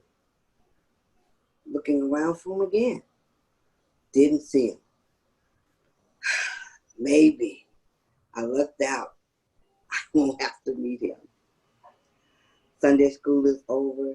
She tells me she has to go get in the choir. Find yourself a seat. I sit 5 rows from the front. I sit down and make myself comfortable. Gonna enjoy service. Someone tapped me on the shoulder. I look up. There he was. To my surprise, black suit, white shirt, black tie, fresh haircut, new shoes, shiny shoes. Well, maybe he is the one. This is much better. I stand up to greet him. He extended his hand to me and said, I'm Reverend Donald Crump. And you are? I said, I'm Alice Ann Lewis. I don't like to be called Alice. Please call me Alice Ann. That's my name. I hate separating my name. Please don't do that. You know what he said to me? Pleased to meet you, Alice. Oh, I was furious. I just knew then he was not the one that was going to help me. He doesn't listen. How can we communicate if he's not going to listen to me? Oh, I was so frustrated. I said, excuse me, I want to enjoy service now. Can you leave me alone? I was furious. I sat down, got comfortable again.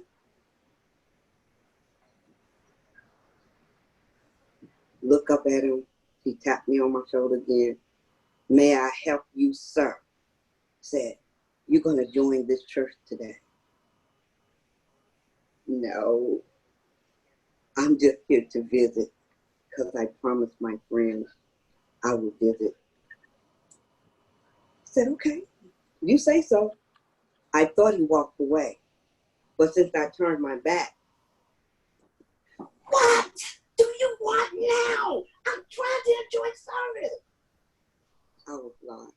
I was so loud. I had lost my composure, didn't know what to do. And then he leaned in and said, you're going to be my wife. Who you talking to? I'm talking to you. No, I thought I would ask a question. Well, who told you that? Leaned in close and said, God said, you're going to be my wife. You know what I said? God lied to you, so can you leave me alone now? I said, okay. Then he leaned in again, tapped me on the shoulder. God doesn't lie. Oh, sir, can I enjoy service? I don't know what happened, but 2 years later, I found myself at an altar saying I do. And he was standing next to me saying, you do. And then I said, I don't believe this. The pastor said, you can kiss your wife. He lifted my veil, leaned into me. He said, I told you God said you're going to be my wife. And I was like, oh, I guess he did tell you. Well, God didn't lie to you. Thank you, Mr. Toastmaster.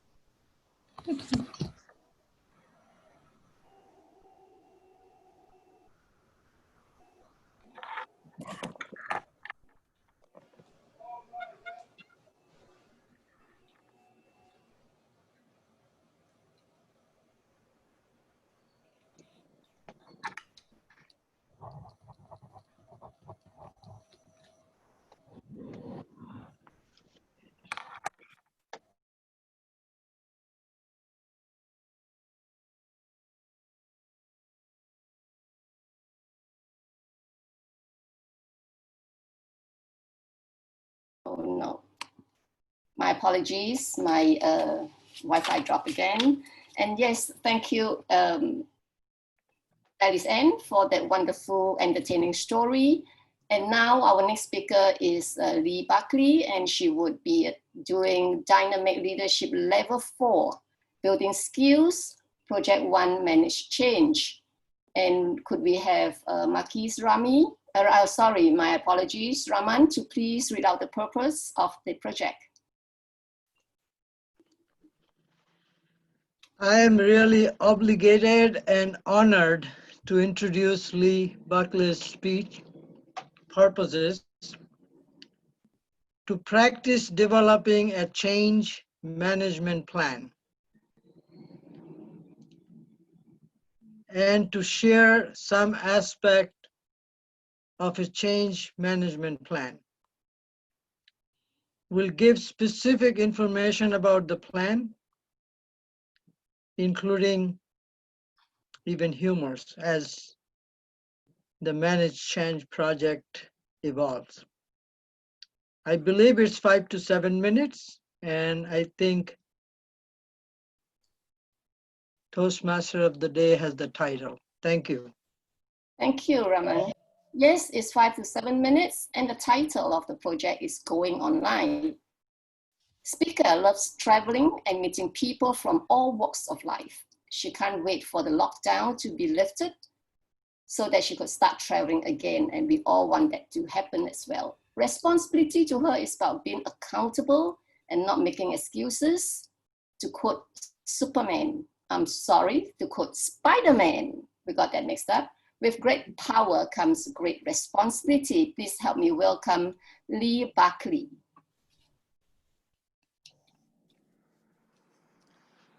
Thank you, Madam Toastmaster of the evening. Good day, fellow Toastmasters and guests from all around the world. Have you been in situations where you have planned the perfect event, be it a wedding, a birthday party, or even a work function? Everything was going according to plan when bang, something happened out of the blue that was beyond your control. And you could see all your efforts go down the drain. The last time that happened to me was March this year, when I was coordinating the Speechcraft course for my university Toastmasters Club. Speechcraft is Toastmasters' Introduction to Public Speaking course that clubs could run for participants to educate them in the art of public speaking, particularly how to craft and deliver speeches. We had organized a 4-week course to start on the 9th of April. 2 weeks before the event, guess what? COVID-19 happened and Sydney went into a lockdown. Everyone was in a state of panic. For weeks, or shall I say months, there was no toilet paper in the supermarket. And then the meat, the pasta, and even the sugar shelves were becoming empty. Most companies had their employees working from home. At the university, we had to move all our face-to-face courses to online delivery for the rest of the trimester. It was a difficult time, and we couldn't decide what to do with the Speechcraft course. We had an obligation to deliver the course, a high-quality course, to our participants, but our campus was closed. Aha! Here comes to the rescue our 5-step change management plan. What was this grand plan? I'll summarize that for you. Step 1, we identified the change and we considered the options. Step 2, we analyzed the impact of the change. Step 3, we had to decide, do we approve or reject the change? If we approve the change, comes step 4, we implement the change. And then of course, step 5, we need to evaluate the change. I'd like to share with you some aspects of what we did to manage this change. We couldn't run the course on campus. We had an obligation. What do? We shortlisted a few options and we considered 3 options. First, cancel the course. Of course. Option 2, we defer the course until the lockdown is over. Or option 3, deliver the course online, like the rest of the courses that we have at the university. If we cancel the course, we would have to refund in full to all the participants, which means the club would have to bear the cost of advertising and promoting the event, not to mention the materials we have already purchased to run the course. If we defer the course indefinitely, we would have to put everything on hold until the lockdown is over. The risk we have is buyer's remorse. What if the participants got cold feet and decided to withdraw? We're back to square one then. Refund, and the club has to pay the cost.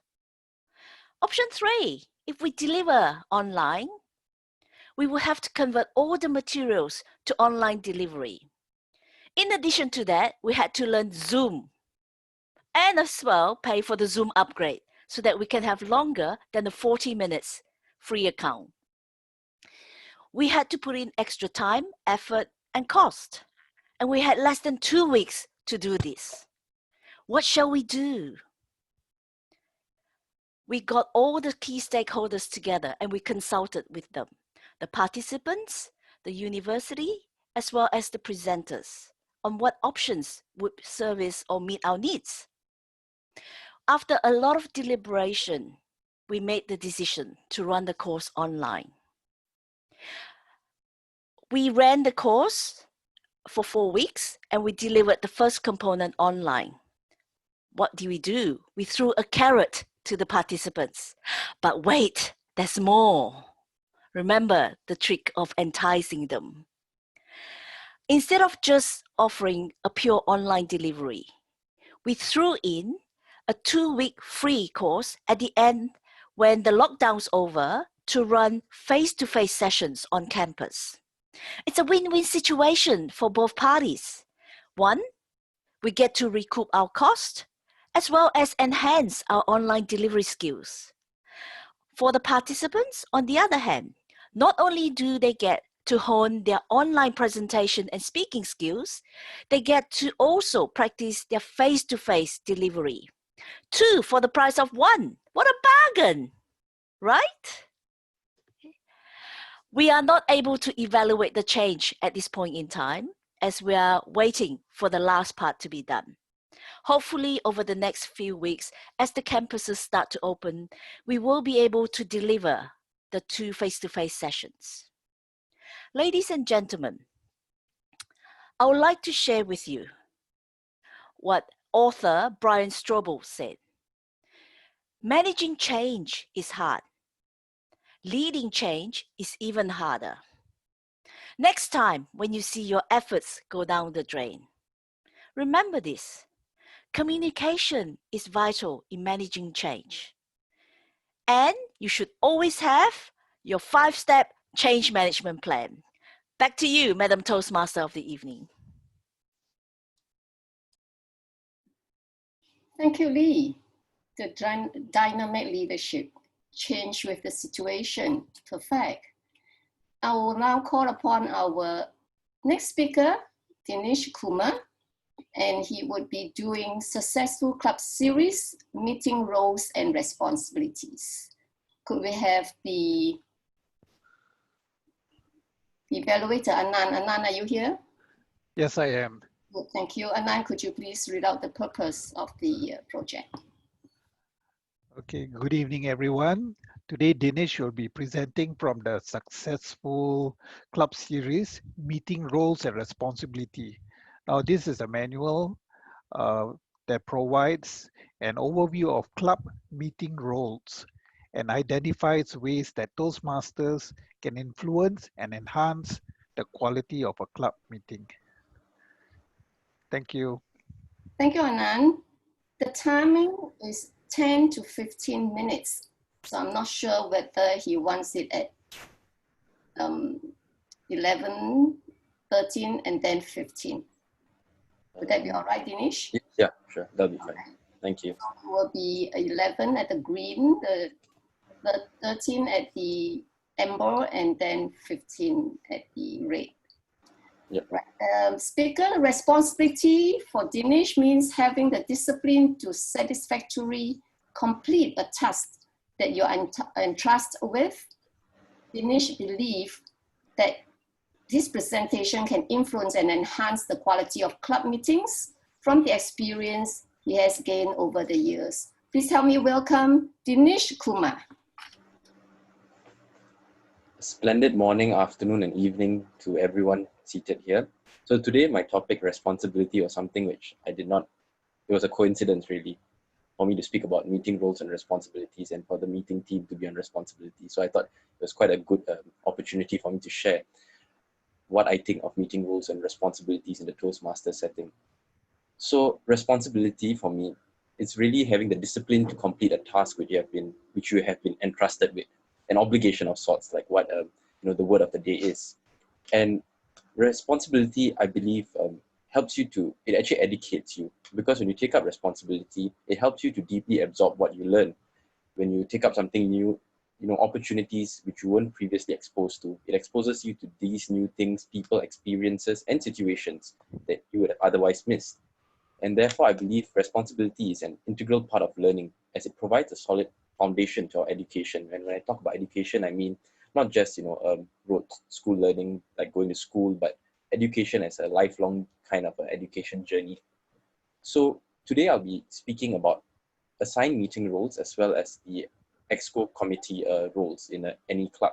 So firstly, I'll be talking about assigned meeting roles. So these are the usual 7 roles you would see in any club meeting. And like for today, I think we have, yes, all these roles present here. Maybe, and we also have a grammarian as well. So that's an additional role we have. So let's first talk about the Toastmaster of the day or the evening. So what is the responsibility of the Toastmaster of the day? It's to review the agenda for the meeting, to actually run through it, and talking with meeting participants prior to create interesting introductions. Apologies for that spelling error. And this was I think Patricia today did a very good job. She reached out to me as a speaker as well to get my introduction, to find out how I would like to introduce myself. And also she wanted to get my view on the meeting theme, something which I feel sometimes for the Toastmaster of the evening or the day, we do not really do. We just have a brief introduction. But when you talk about your opinion on the meeting theme, I think that's something which is a good thing to do.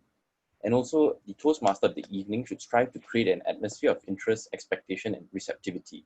Because in any meeting, especially for online meetings, whereby it might be a bit more easy to sort of zone out when you're just online, you can just switch your screen off. So it's important to create this kind of atmosphere so that the audience, especially those who are not having a speaking role or evaluation role, they are very engaged throughout the meeting. And I think Patricia has done a great job with that. For example, when after each person speaks, she actually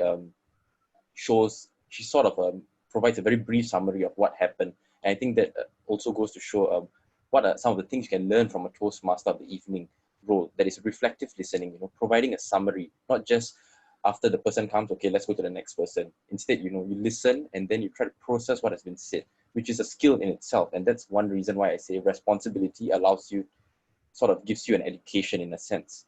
And also it gives you the opportunity to be a master of ceremonies or an MC. So the picture down there is a community event here in Singapore, whereby I actually had the opportunity to be an MC. And it was a tie-up between my Toastmaster club as well as this community club. And it was a great opportunity. And I feel that it's because of my training as a Toastmaster of the day that I was able to do this.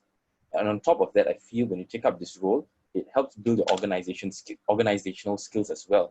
When you're given so much information, to be able to then process this information, for example, the introductions which all the speakers give you, to be able to organize it as to, okay, this is the first speaker introduction, second speaker introduction, to be able to do that, that is a skill in itself. And lastly, the ability to improvise, as we heard earlier from Patricia, how there have been a few changes, not to be able to go with the flow and to adapt accordingly. So next, I'll be speaking about Table Topics Master. So today we have Hyung Min, who's a Table Topics Master. And he created interesting topics for people to speak about, about selling, sales pitch, which I thought was something very interesting, something I've not heard about before. Another responsibility of the Table Topics Master is to ensure every member at the meeting has an opportunity to participate. And I think Hyung Min did a good job here because, earlier he was asking for those who perhaps is not going to speak today, for them to speak up, to volunteer themselves. And I think that's really important in any meeting, to give the opportunity for as many people to speak as possible. And that's how you engage people. Once again, in the online setting, it's really important to engage audience because it's easy to lose people's interest. And thirdly, to invite guests to participate in table topics, and if they agree, to ensure that they have the opportunity to speak, similar to the second point. And what are your learning points, from being a Table Topics Master? Building on your creativity, coming up with these topics, it's not very easy. I've tried it before and it seems easy, but actually it's quite difficult actually. And also a reflective listening, when someone says something at the end of the table topic speech, to just sort of give your opinion on what you have heard, similar to the Toastmaster of the day, not just to sort of provide a very brief summary and comment on what has been said so far. So next we have the prepared speakers. So like myself and as well as the other 6 speakers before me.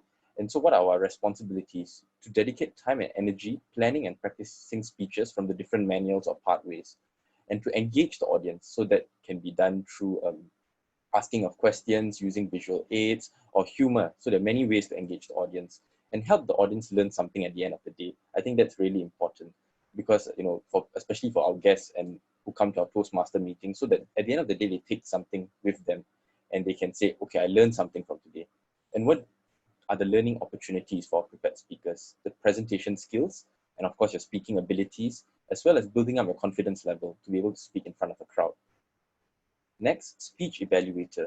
So this is in the picture, that's me giving a speech evaluation at my club. And one of the responsibilities is to help speakers to improve on their speeches by verbally reviewing their strengths and areas for improvement, and to provide evaluations through the speakers' evaluation forms. And what you learning from all of this, from being an evaluator? Critical thinking skills, to listen to what has been said and to see where things have been done well, where can there be improvements made, as well as a reflective listening, to not just listen, but to listen and process what has been said. And that's really important because in a speech, there's going to be so many things, which was done well or could have been improved on, but you want to pick out the important things. So that is a skill in itself. Thirdly, organizational skills. How should the evaluation be presented? So some people, they start off with, what have you done well? What have you done well in your speech? Where can you improve? And perhaps how do you want to challenge yourself? So that kind of organization also skill is imparted when you are an evaluator. Last, and another role here, timer.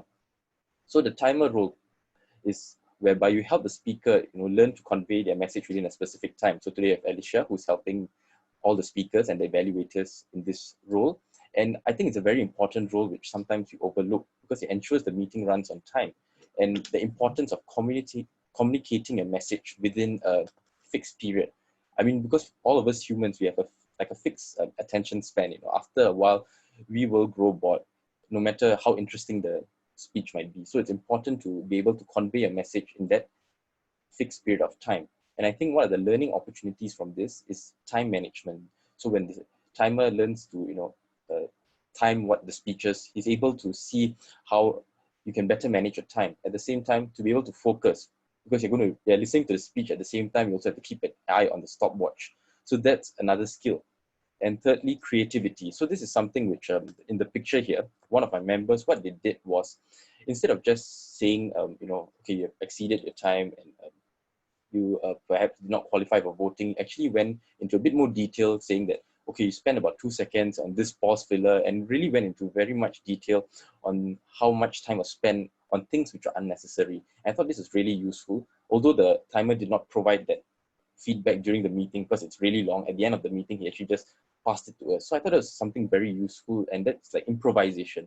You don't have to always feel the need to just follow the guidelines which are provided to us.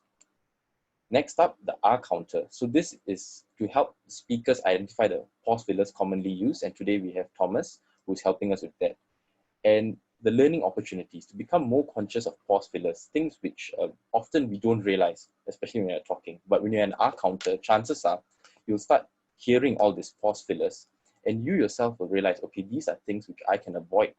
At the same time, attentive listening. This is especially true for R counter because these pause fillers are things which we ourselves are bound to use. So we might just miss it. And therefore, the R counter must really listen and sort of sieve out these pause fillers. Thirdly, presentation skills. So for R counters, there are different ways of presenting a report. I've seen people who do it on like an Excel sheet or just reading it out. So it's really up to you how you want to present the information which is you have received, or you have gathered from the whole meeting. So now we have the general evaluator role. And so the responsibility of a general evaluator role is to oversee and coordinate the evaluation segments of the club meetings. And this is done by introducing the speech evaluators, ensuring that the evaluators know their roles and responsibilities, calling for timer reports and the R counter report, and evaluating the whole meeting itself. So the club proceedings, such as how timely has the meeting been, how enthusiastic is everyone in the meeting, how prepared is everyone for the meeting, organization, and the performance of duties of all the appointment holders. So this is something which once in a while clubs might have, the general evaluator role. And what are the learning opportunities for this role? I think it develops your critical thinking skills because you have to see the whole running of the program and then see where improvements can be made, where things have been done well. At the same time, the ability to see the big picture because you're seeing the meeting as a whole.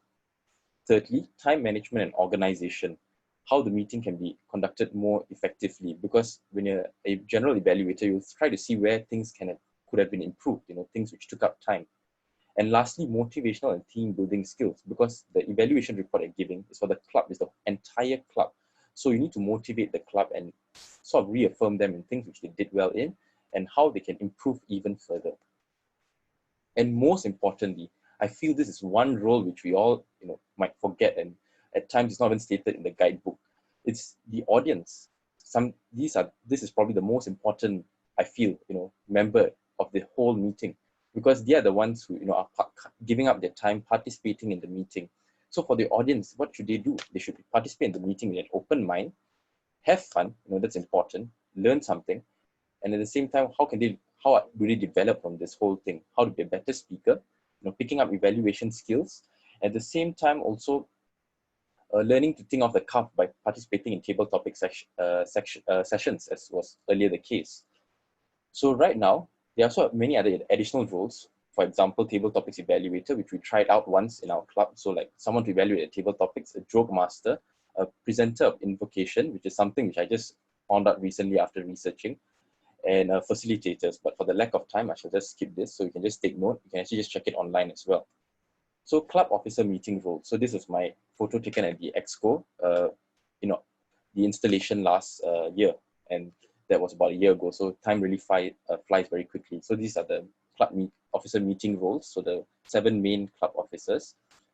And so Sergeant at Arms. So I'll just be speaking in context of with regards to the meeting itself, not running of the club as a whole. So for Sergeant at Arms is to confirm the meeting location, arranging the room and equipment, greeting attendees, and returning the room to its original state. So right now with us having it on virtual platforms such as Zoom, perhaps the Sergeant at Arms could be the one controlling the Zoom meeting, like admitting people into the Zoom room, if you want to have breakout rooms, controlling the breakout rooms or things like that. Then you have the President who provides so in this case you have Willie, who provides leadership and sets the meeting's mood through his opening address and introducing guests, making announcements, and prior to the meeting, consulting with the officers about the meeting agenda. Next, we have the Vice President of Education, perhaps a very important role, the person who works behind the scene, plans each meeting, schedules the meeting, assignment and roles. So for example, today's appointment holders, that is the job scope of the Vice President of Education, charting the members' accomplishments. So how far has the member come? What projects have been completed? Addressing the members' needs and guest questions after a meeting. This is something which I believe not only the Exco can do, but in terms of guest questions after a meeting, any club member can do, just reaching out to guests. So next we have the Vice President of Public Relations, generating publicity to attract guests, greeting guests and answering their questions, distributing newsletters, which is something which some clubs do, and maintaining website and social media accounts, so such as Instagram, Facebook, and reaching out to people so that, and this is especially important right now with the current situation whereby you can't have walk-in guests, so you need to actually reach out to people outside. Vice President membership, who brings new members to the club, coordinates induction ceremonies, greets guests and answer their questions, and also oversees mentorship programs. New members, how should they be paired up with mentors so that they can navigate the whole Toastmaster system? Then you have the secretary, who circulates an attendance sheet, keeping meeting minutes. So for example, during the meeting, what was spoken, giving a brief summary of that, and that can be used in the BPPR's write-up, for example, when he wants to do a write-up on the meeting's proceedings. The treasurer, who transacts and reports on all financial matters, for example, purchase of refreshments, and lastly, collecting of dues. So there's been a lot which has been said in such a short period, but I think really what I'm trying to get at is, for Toastmaster meeting to be successful, everyone has a part to play. And that's critical, Today's meeting, for it to be successful, everyone here had a part to play. And I really want to thank everyone for making today's meeting a success, and let's strive further and keep the Toastmaster movement going on, even during this difficult period, for us to come together and do our part. And with that, thank you very much. Thank you so much, Dinesh, for your very detailed educational presentation. You know what? You're now my best friend. And you know why? Because you praised me. Thank you. Right.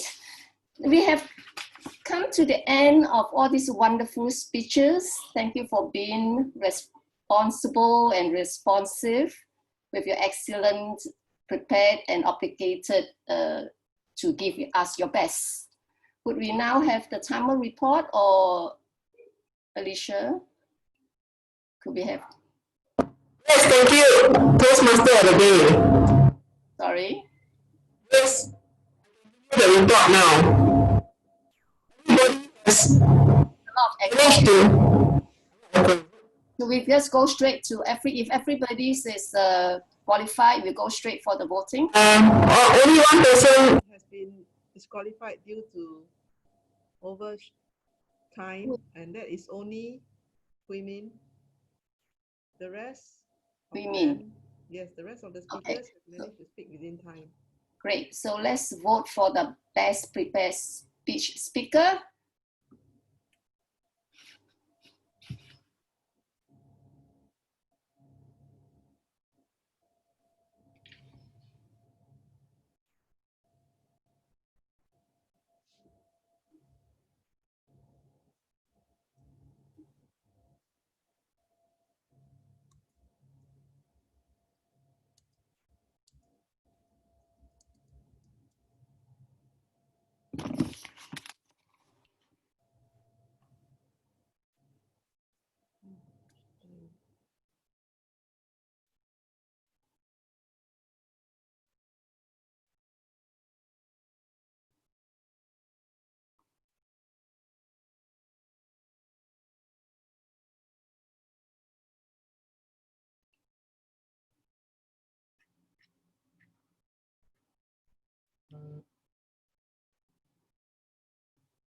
We have just a minute more for you to put in your vote.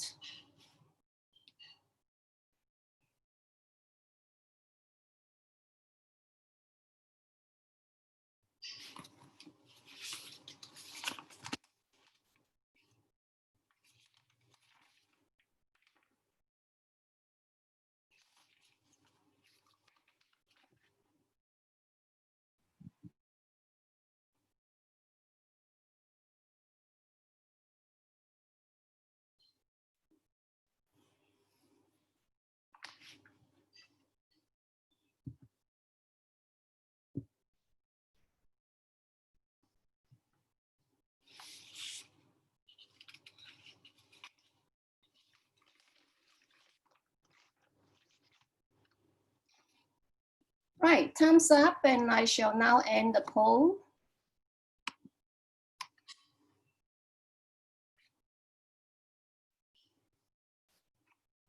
Alicia, if you would just remove this from the screen.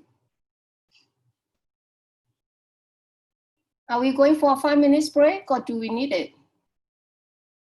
If you want a break, please raise your hand. Do we need a 5 minutes break?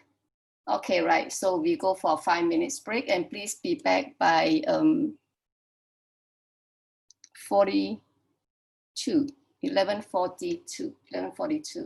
Okay. Do I see some raised hands, please? We're all back. Good. Thank you. This segment is for the evaluators to give us their observation. I shall now call upon our general evaluator to conduct this segment. Our general evaluator is a financial services consultant with AIA. With 25 years of experience in financial advisory services, Margaret knows what responsibilities means. It's been entrusted with a role to stir clients into making sound financial decisions and going the extra mile for them. Please welcome our woman of steel. Did I say Margaret Treasure? No, Margaret Lowe, please. Please welcome Margaret. Thank you, Patricia. I appreciate your sense of humor. Good evening, everyone. My role as a general evaluator, you heard Dinesh share with us earlier on, but it's a tad different from the online general evaluator's role. The general evaluator's role this evening is, of course, also to assess the meeting on an overall basis, and also to introduce all the project evaluators and several key appointment holders. I will call upon them later on and introduce them before they speak. For now, I will introduce the first evaluator for this evening. He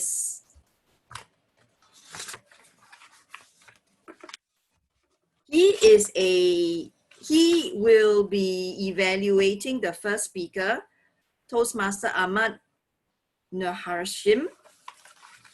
Eric is a personal wealth manager with a decade of experience. His professional mission is to help his clients realize their dreams and be a leader in life. He takes great pride in listening, internalizing, and customizing the best financial programs for his clients, and he does it with passion and commitment. When he's not working, Eric loves to read, write, motivate others as a speaker, and spending family time with his family, quality time with his family. Let's put our hands together and welcome distinguished Toastmasters, Eric Tan. Over to you, Eric. Hi, can you guys hear me? Yes, perfectly. Go ahead. Okay, good. Good evening, Club President, fellow Toastmasters, as well as to Ahmad. I'm not sure whether he's still in, but nevertheless, I would just like to take the opportunity to evaluate. Yes. Okay, good. I'd like to take this opportunity to evaluate him.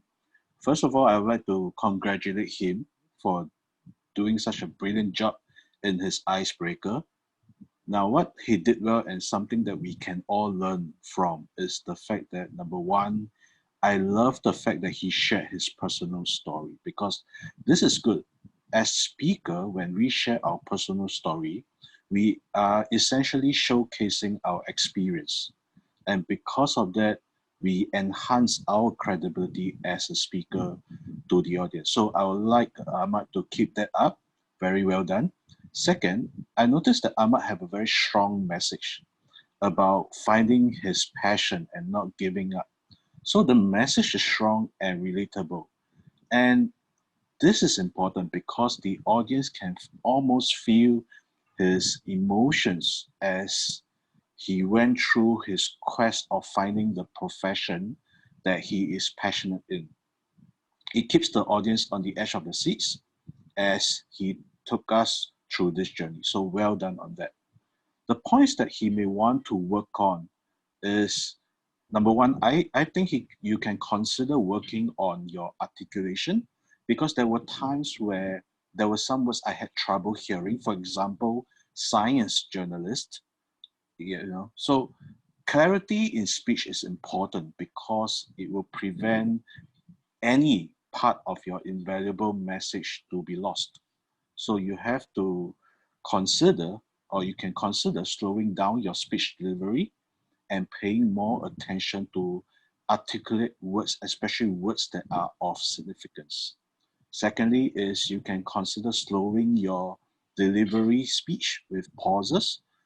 For example, when you say never give up, pause, and then with knowledge and skills, you will have opportunities to find a job, pause. So that this will allow the message to simmer in the minds of your audience, and they will be able to encapsulate that valuable message better. Finally, I would like to challenge you, Ahmad, to, when you introduce yourself, share more than just your experience. Accentuate your strength and let the audience know how you apply your strength in various circumstances. For example, you mentioned when you moved to the city of Jakarta, you were quick to adapt to the fast-paced lifestyle. Share with the audience, how is it that you can adapt so fast? And probably elaborate a little how this adaptability of yours gets you ahead in life. Because when you are able to do that, you can literally showcase your strength. And in every icebreaker, the key point is not just about simply introducing yourself, but it's also to accentuate your strength so that people remember you for your strength. So with that, congratulations, Ahmad, for your speech. All the best to you. Back to you, Toastmaster of the Day.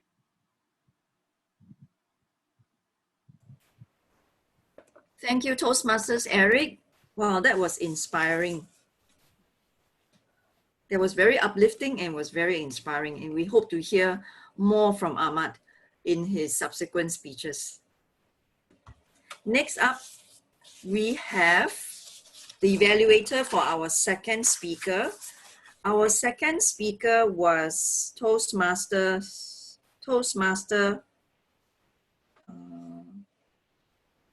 Abdul Karimi. I'm sorry, our second speaker was Jono Poon.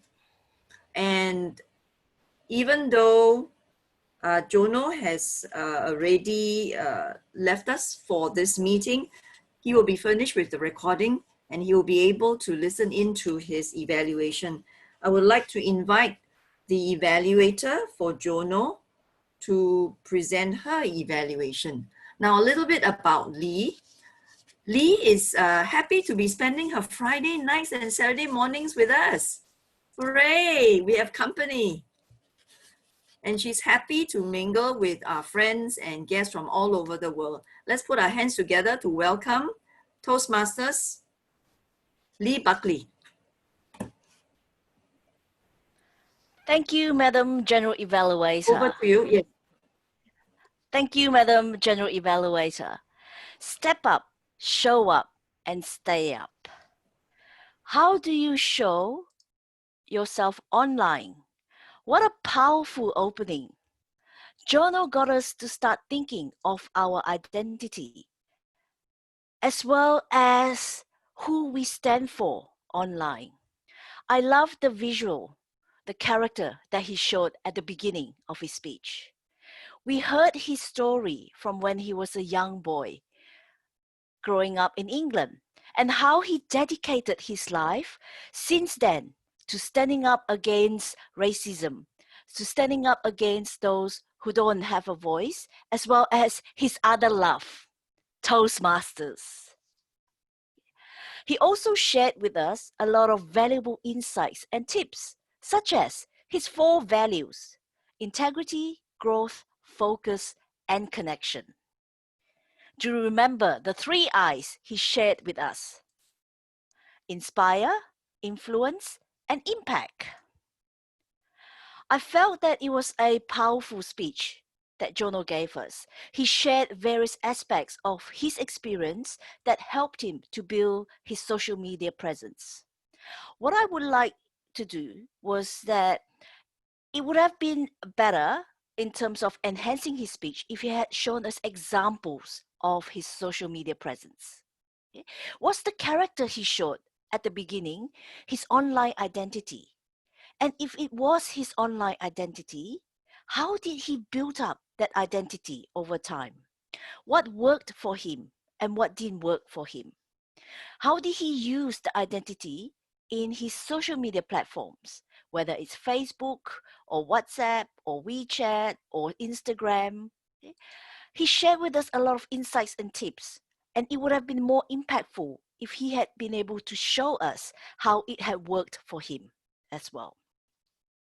Ladies and gentlemen, my takeaway from the speech was I looked at my Facebook account, I looked at my social media presence, and I was shocked. My takeaway is the action to take. What are you going to do to enhance or build your social media presence? Thank you, Jono, for sharing your knowledge and experience with us. Your speech has inspired us to create and build a more powerful social media presence. Back to you, Madam General Evaluator.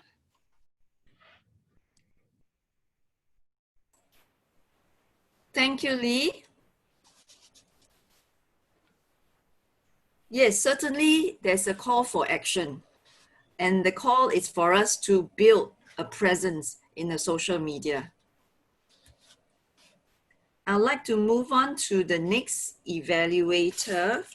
The next evaluator will be evaluating Emmanuel's speech. Okay, Patrick, are you here with us, Patrick? Yes, I am. Ah, there you are. Okay, good to have you back. Patrick Guilfoyle. Patrick has almost finished his effective coaching path for his high performance leadership project. He's now helping to create iceberg. He's now helping to create, or are you trying to, or are you chartering a new club? Just in the beginning stages. All right, that's wonderful. And the club is called Iceberg Alley Toastmasters Online Club, another online club. Please send us your invitation when the club really goes live. We look forward to that. Over to you, Patrick. Thank you very much. As a teacher, I'm always conscious, or I try to be conscious of my tone of voice, my pace, and my voice inflection. It is very important as a teacher to get the attention of your students. So tonight, when I was listening to Emmanuel's speech, I was really, right from the beginning, I was captivated and I was in awe from his great use of pause, his pace, and hand gestures. It drew me into his speech. And also, too, a good speech will, near the beginning, will have some kind of a hook. And he mentioned the more you know, the more you don't know. What a powerful thing to say, because education, we never stop learning. We're always learning. Now, one of the things that I would have liked to see in Emmanuel's speech would for him to probably to stand up. That's not a requirement, certainly, in an online Toastmasters club when you give speeches. Everybody's personal space is different, but if it was possible for him to stand up, he probably would have been able to he could have used staging. For example, your beginning of your speech in the center, then you kind of twist a bit to the left and twist a bit to the right, or maybe even some modest movements. And he could have probably used a little more animated voice. His voice was really conducive for storytelling, but I believe especially for mentoring, probably a little more animated voice, and that would have garnered our attention a lot more. How could he have challenged himself? I'm a firm believer in engaging the audience, although in the beginning, certainly he did engage us. He got our attention, but for me, I like to use rhetorical questions. It gets us to think, and especially with mentoring, you could have asked, how many of you have experience with being mentored or mentoring someone? Or maybe even mentioning the difference, asking what is the difference between mentoring and coaching. So rhetorical questions, and maybe a quote or a monologue in the beginning. I really enjoyed his speech. This is a very important aspect of Toastmasters, and I'm sure he is an excellent mentor. Thank you very much. Thank you, Patrick. Very valuable. I'm sorry? Thank you very much. Okay. Thank you, Patrick. Very valuable insights and very useful tips that the speaker can bring with him for his next speech. May I know who evaluated Yun Min's speech? It's Angela. Angela. Okay, thank you. Because Yun Min had to leave earlier. Angela?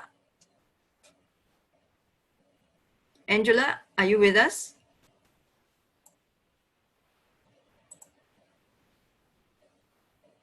Give me a minute. Angela? Yes, hello. Oh, that's great. Wonderful, you're back. Angela? Just remind me what the title was.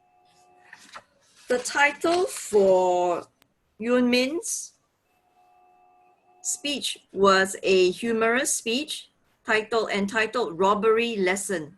Oh, yes. Yes. Would you like to present your evaluation for him, please? Thank you very much.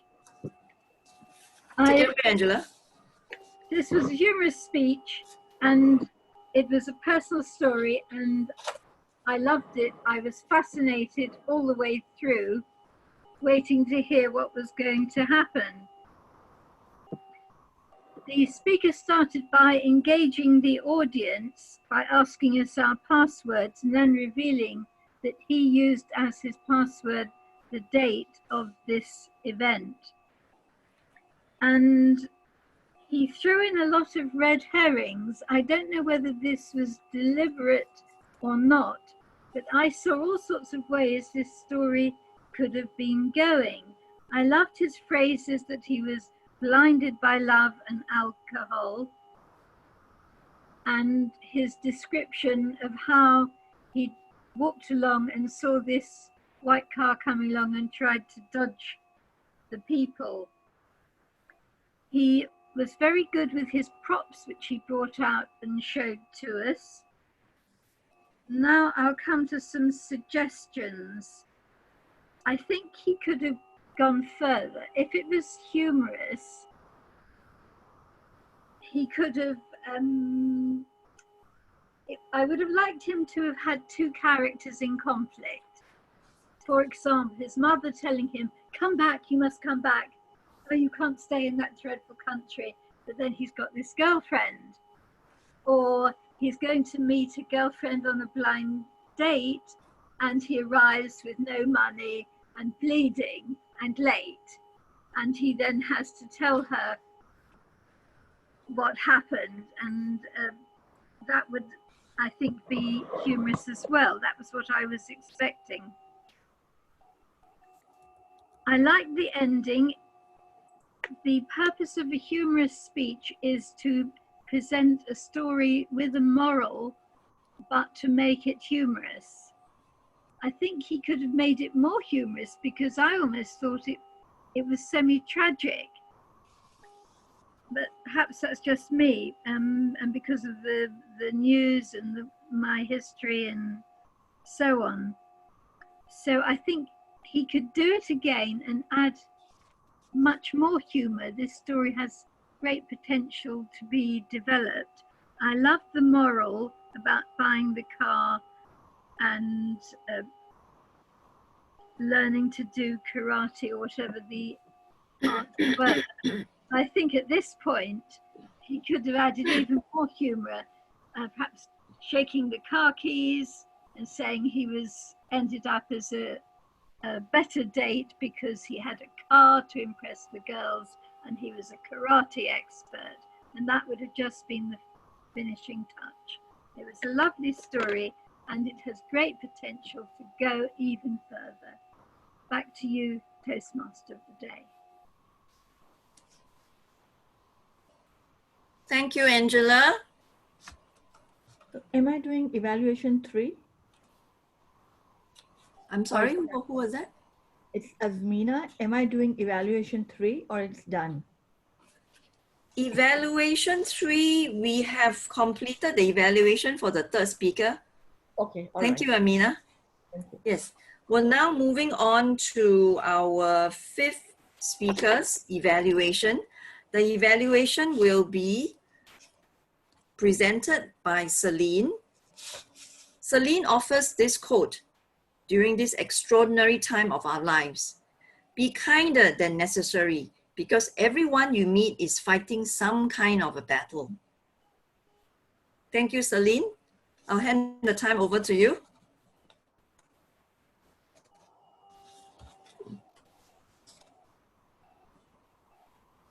Celine, would you mind unmuting yourself, please? Sorry about that. Thank you, Margaret. Thank you, Alison, for that lovely romantic story about being pursued by your suitor and now husband. I loved it for 3 reasons. First of all, it was very heartwarming. It was relatable. It was heartwarming because it was your own personal story and we connected with it straight away. It was relatable because all of us as teenagers would have been approached by some well-meaning friends, you know, inviting us to church service, to blind dates, to parties, hoping to lift us up. And we can relate to that sense of apprehension and doubt that Alison went through. The other reason I liked it was because it was so funny and it was very vividly described. I like how she described she was unimpressed with his polka-dotted shirt and his colored pants. And then she was infatuated by his white shirt, black tie, and shiny black shoes. Colorful picture words that make her story come alive. The third thing that really nailed it was her delivery style. She's a natural storyteller. She stepped right back into her story and she literally lived it again. She acted it out, and that makes for effective storytelling. Her tone, her facial expressions and gestures all livened up her story. Some recommendations, and I only have 2. The first one is to stand, as another evaluator was saying that it's not possible to stand sometimes, but if she could stand, then we could feel her energy and her enthusiasm coming through. We'll be able to see her body, her hand gestures more.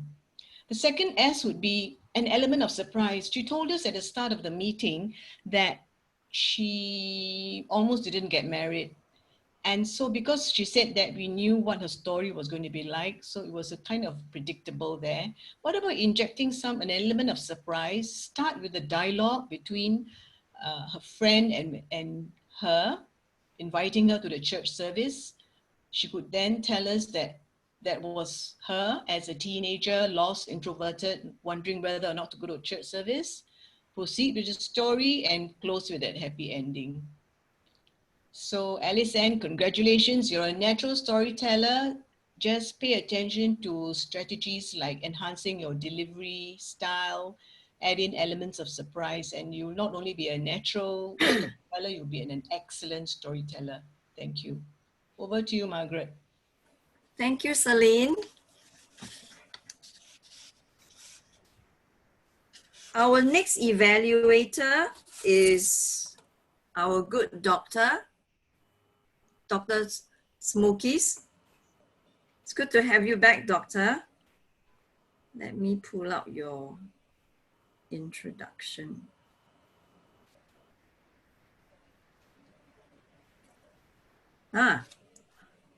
Okay. Dr. Smokies Raman, he will be evaluating our next speaker, Buckley.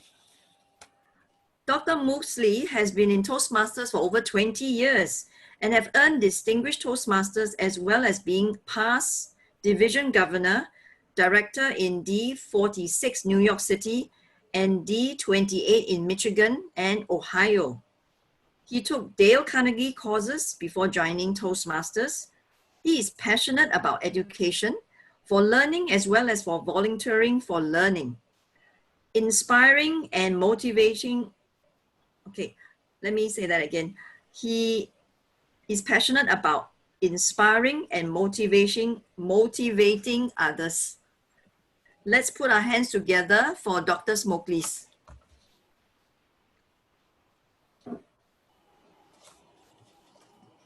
Thank you, General Evaluator Margaret Lowe, the Toastmaster of the Day, Patricia Lam, President Willie Lowe, and most importantly, Buckley. What time is it, Lee, in Australia right now? 2 o'clock in the morning. Good morning. Let's say good morning to Lee. She is one of the most dedicated Toastmaster of this group. She not only gives speeches, she even fill in for evaluation. I'm really humbled and honored to give this feedback to you.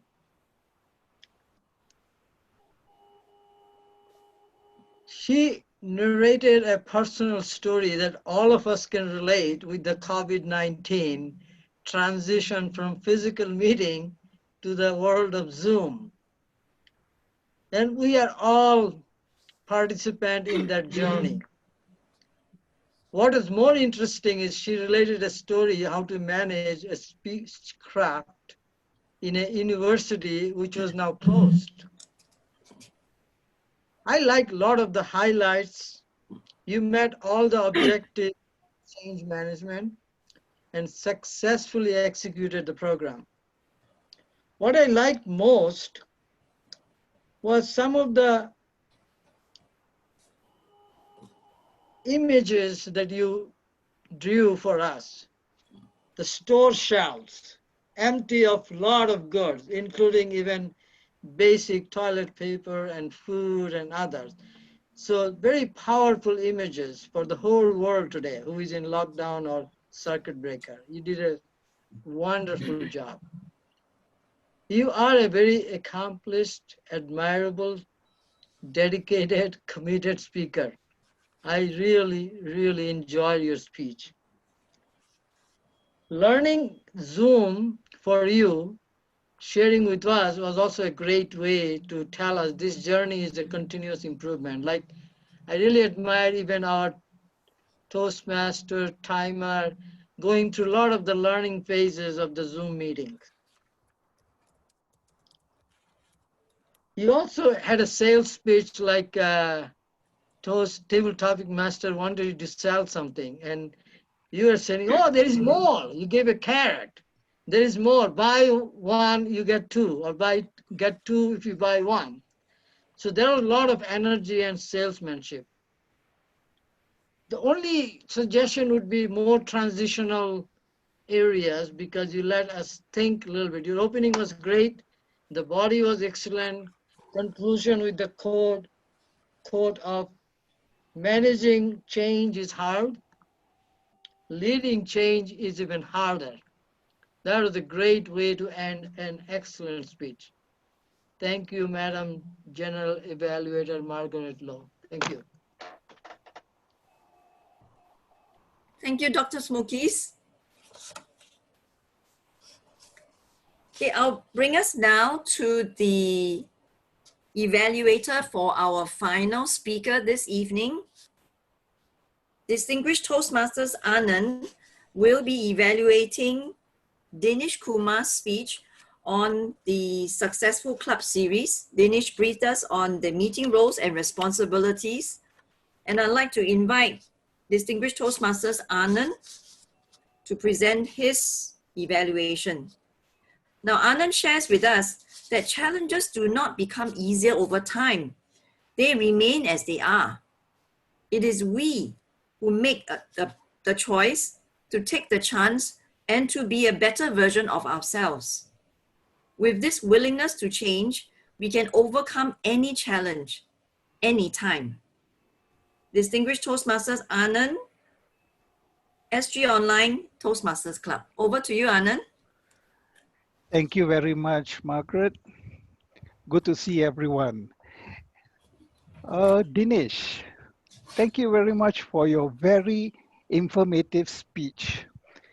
In 15 minutes, you gave us a total breakdown. What I mean by total breakdown, you talked not only about your meeting roles of the club, but also the responsibilities and what are the exco roles as well.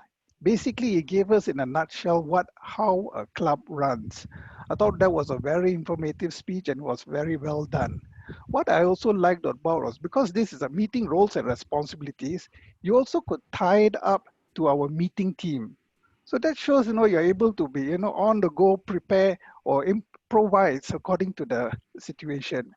Another good example you did was how you made reference of the Toastmaster today with our Patricia Leung, our current Toastmaster today. Well done on that. Now, for the area for improvements, okay? Now, if there's something which I'd like you to, or give you some suggestions for you to improve further.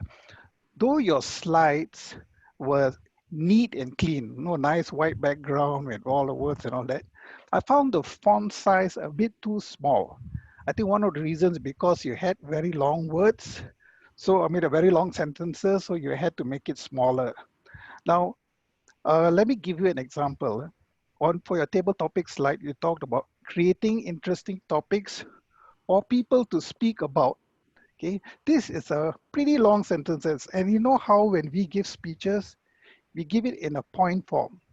You could have just probably rewrite it in a way by saying intriguing topics. That's all, and then you expand on it. So by doing that, then you can keep your font size bigger. Okay, this is just one example. Now, in your speech, you talk the objectives of this program talks about the quality of the roles. Now, one thing I liked was when you touched upon the timer role. Now, in this timer role, I'm not too sure what exactly he did well.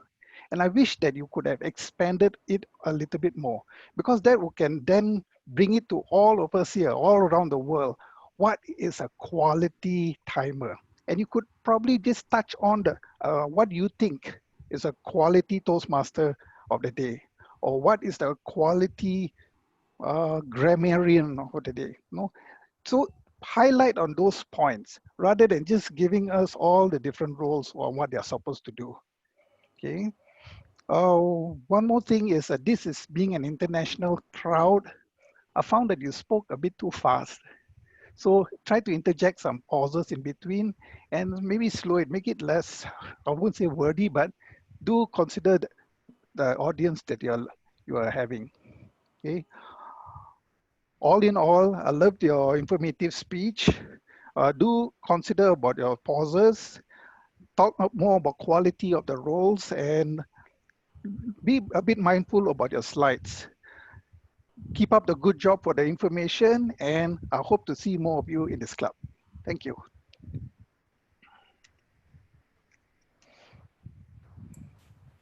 Thank you for your evaluation, Anand.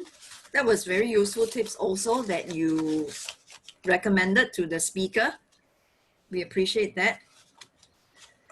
Now, for the time that you have been speaking, somebody has been listening. In fact, two people has been listening intently. Sorry, Margaret, I will stop you. There's one more evaluator you missed out. Who's that? Who did I miss out? Amina for Abu. Amina for... Oh, okay, okay. I'm so sorry. I beg your pardon, Amina. Are you still with us in the room?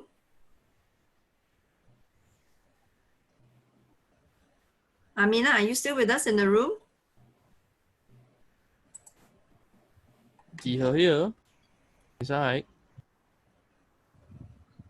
Amina. I think that's evaluator 3, right? Yeah.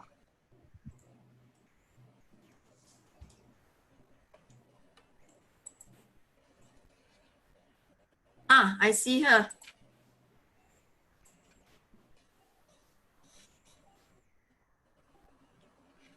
Amina?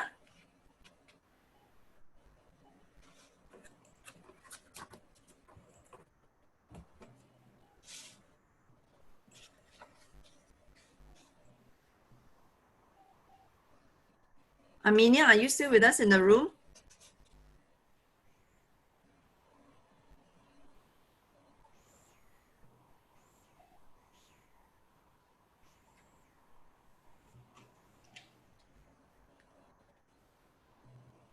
Are you able to reach her directly, Willie?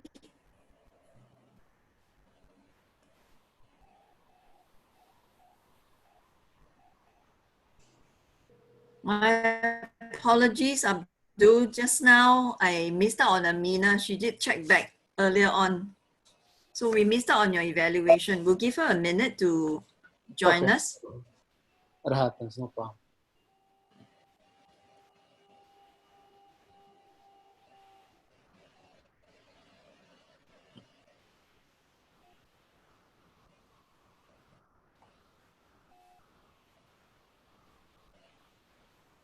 She will do. I believe we can't get her. I will contact her offline and give Abu a offline evaluation.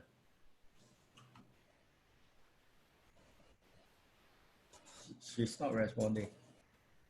Okay, but her screen is still with us, but maybe allow me to move on to the grammarian first. And if Amina gets back to us before I start my evaluation, then we'll invite her to present her evaluation for you up to. Would that be all right? Because she's still with us. It's just that maybe she stepped away from the monitor. Great, thank you so much. No worries, okay, no problem. You're welcome. Thank you. Next on, I'll invite the grammarian to share with us his take on the use of the word of the day and his recommendations on the highlights of the good grammar that was used this morning. 1 minute. I think we have Dennis's introduction.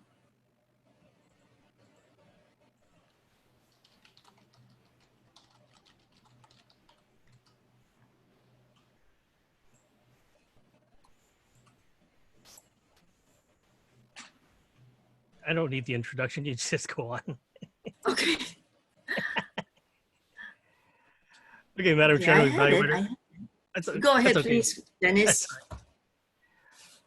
Thank you, Madam General Evaluator, fellow Toastmasters.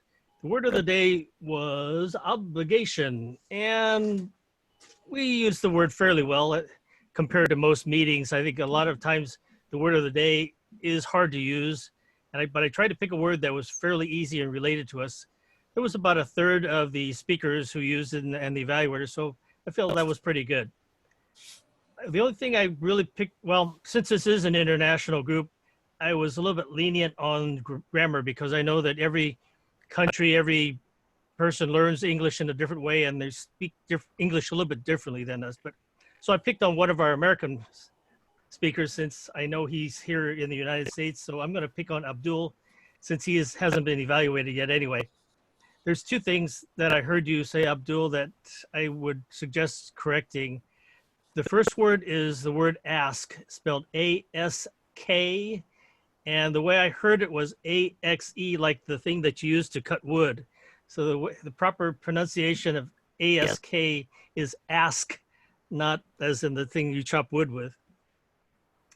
The other thing I heard too is there's sometimes people use the word no and any interchangeably, but I heard the way you used it was improperly used. You said ask for no help, and it should have been ask for any help. So the proper word that you should have used instead of no in this case was any, A-N-Y. And that concludes my grammarian's report for the day. Back to you, Madam General Evaluator. Asmina is back. I know if you all see her. Yes. Thank you, Dennis. Yes, Asmina is back. My apologies, Asmina. There was a bit of a reshuffle with the speakers earlier on. That is okay. My apologies. Would you like to go ahead and present your evaluation for your speaker, Abdul Karimi? Yeah, so I would say, well done. Your speech was really great. Eye contact was good. Your gestures, hand movements were good. You show enthusiasm and confidence. And it seems that you're enforcing that do it yourself. In the beginning, you have shown the card which says ask for help. So starting point is really good. And you talked about it is a strength. It is not the weakness. You should always ask for help. And then you have given us sub-points such as see best in yourself, help yourself, be open, don't judge. So you have resonated all the points really clearly and really everything was great. And then you have done self-analysis of don't judge and don't be harsh. It is as if you are not giving you a chance. And then you said never compare yourself. You have linked it to the very strong sports link of Nike, which says just do it, which was really good point, which was the slogan for freshness, readiness, take the challenge. And then next you have linked it with the Obama political figure. And then you have said, if you don't ask for help, then you become weak.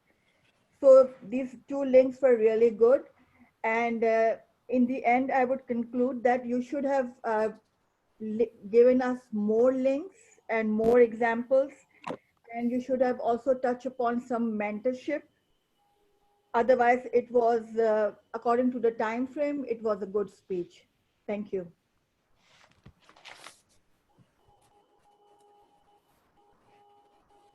Thank you, Asmina. With that, we've concluded the evaluation from all the project evaluators. Now, besides the grammarian, there was one other person that has been listening intensely to all your speeches this evening. And he is one we would call the listening out for pause fillers, repetition words, or free words that were added on to a sentence without adding value or without having, without changing the meaning of a sentence. And this young man tells us that he is happy-go-lucky. and he's happy to join us this evening. Over to you, Thomas. All right, thank you, General Evaluator. So today I'm the villain for the chapter meeting because I'm going to point out all the pause fillers. All right, I will start with Willie with 5R, 3 2 so, 2 but, and 3 okay. So if at any point in time, if it's more than 10, I will just cap it at 10, okay? We have Chaudri, who have 2R, 3 so, Rochelle with 2 2 repeated words, Dr. Buckley with 3R and 2 well, Arun with 2 so's and 3 buts, Philip with 2 and 2 buts, Angela with 3 so, 3 buts, Azvina with 3 so's and 3 okay, Julius, apologies if I pronounce your name wrongly, with 4R and 2 and Joan with 3 R's and 2 repeated words. So how we can use the R counter report is to notice which are our habitual pause fillers so that we can take extra notes so that in the future we will try to avoid it. And we have, I will leave to the Toastmaster of the day after the speeches. Ahmad, who have 2 so, 2 but, 2 repeated words. Joan, who have 3 and 2 well. Abdul with 2 okay, 3 so. This is for the prepared speeches. Emmanuel with 2R, 2 so, 2 but. Hungmin with 3 okay, 2 so. Elsie with 2 so, 2 but. Lee with Lee Buckley, I didn't catch any. Dinesh, 10R and 2 so. And amazingly, because the Toastmaster of the day, usually we will speak the most, but for this instance, because although she speak a lot, there's not many pause fillers which I managed to catch. So I only heard of 2R. So really well done on that. And now, moving on to the evaluator, Eric Tan, I did not catch any. Lee Buckley, I did not catch any also. Angela, I catch 3 so's. Celine, I catch 1R, 2 so. Dr. Buckley, I caught 2 so's, 2 but. Anand, I caught 2 so, 2 okay. Dennis, I didn't catch any. Azmima, I catch 2 so, 2 R. And for Margaret, who also spoke a lot, but I didn't catch many, I only catch 2 R. So overall, job well done. I know it's quite late for some of us, and it's quite amazing that we still manage a high quality standard of English. Thank you. Back to you. Thank you, Thomas. I dare say you and our grammarian Dennis has worked very hard this evening, and you managed to comb everybody. You didn't miss out anybody. Thank you so much. Well done. So finally, we're almost coming to the close of this meeting, and I'm standing between you and the click button that says leave meeting. I'll be brief.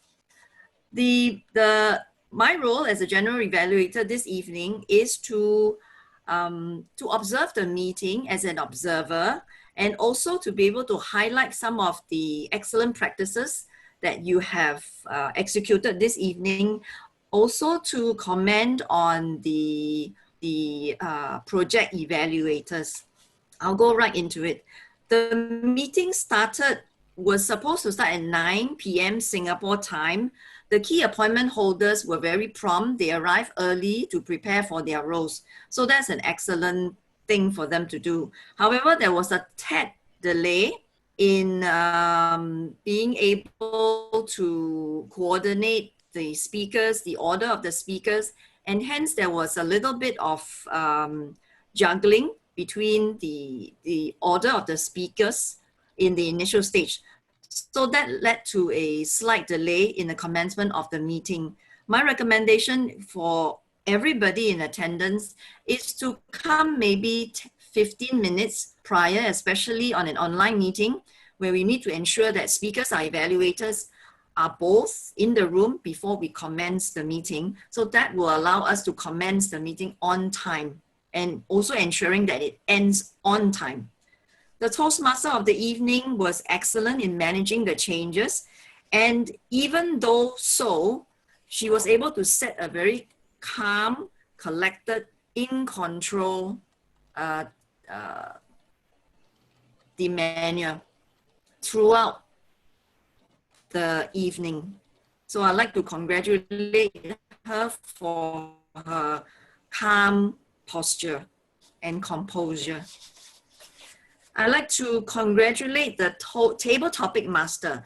You were very creative and you came up with very humorous topics. Usually in a table topic segment, everybody will be bowing because they're all praying that they won't get called. But in this instance, you had volunteers, very willing volunteers. And that shows that they enjoyed your topics and they found it easy to communicate. And that was an excellent job done. So we'd like to have you back at the topic as a topic master in the future. Yeah, we all had fun in that segment, didn't we? Give him a thumbs up. Now I'll move on quickly to the project evaluation. Now we had a total of 8 speakers. We had a total of 8 speakers and 8 evaluators. Generally, all the evaluators were very uplifting and they were very encouraging, and that's a sign of a positive environment to start with. All the evaluator made a point to take down the core message of the speech and was able to repeat it. So that showed that they were listening intently. The one thing that I would strongly encourage the evaluators to do and the speakers to do is, again, come earlier so that the speakers can hand the evaluation forms to their respective evaluators. So that way the evaluators will also have some time to go through the project objectives and to listen out for those objectives. What will be ideal is for this information to be handed over even prior to the meeting. So the evaluators also have some time to do some research or some read up on the project and give a more productive and more instructive recommendations after hearing the speech. There were some recommendations on staging, gestures, and eye contact. Admittedly, on an online platform, there are some challenges to that, but being able to maneuver in front of the screen also takes some effort. So again, good work, good job on the evaluators that recommended either standing up or maybe maneuvering your hands. The other option that you can consider instead of standing up is to probably adjust your screen, because by adjusting your screen, we will be able to view more of your upper body and also your arms. So when you have gestures, it will be more visible to the audience as well. So that's something for you to consider.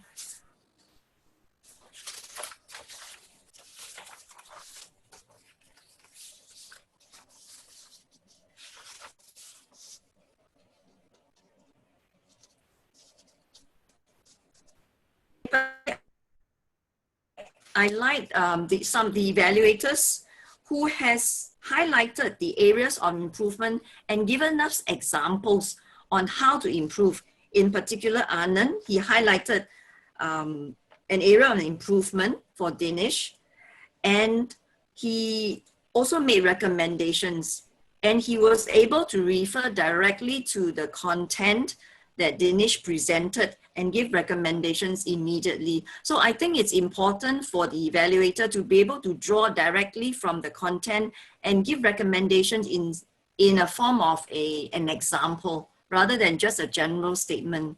So that comes across very concrete, something that's very tangible that the speaker can take back with them. And I'd like to challenge all the evaluators to pick on 1 or 2 points that they hear and give constructive examples of how they can improve. So this is very concrete, and the speakers can take it with them and run with them on the next speech.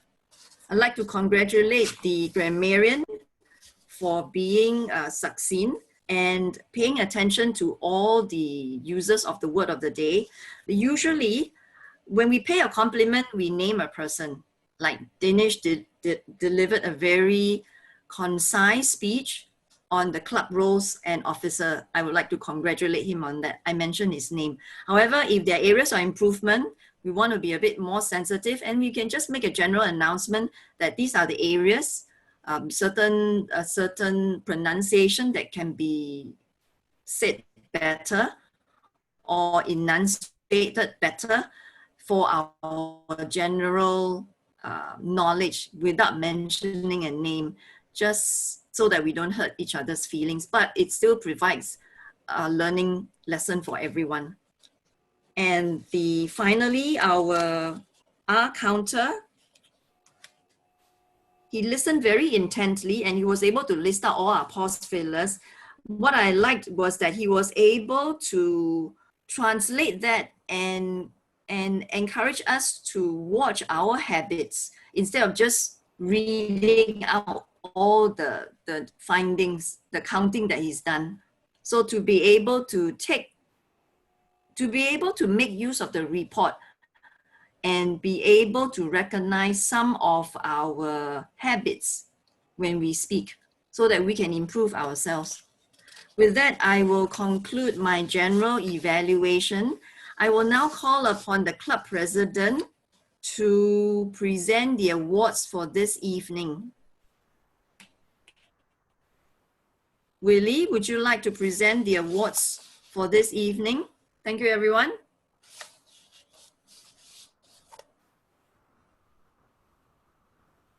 Willie, we are ready for the awards. Would you like to read out the best table topic speaker for the evening? Before I announce, can you all vote for the best evaluator? Oh, we haven't done that yet.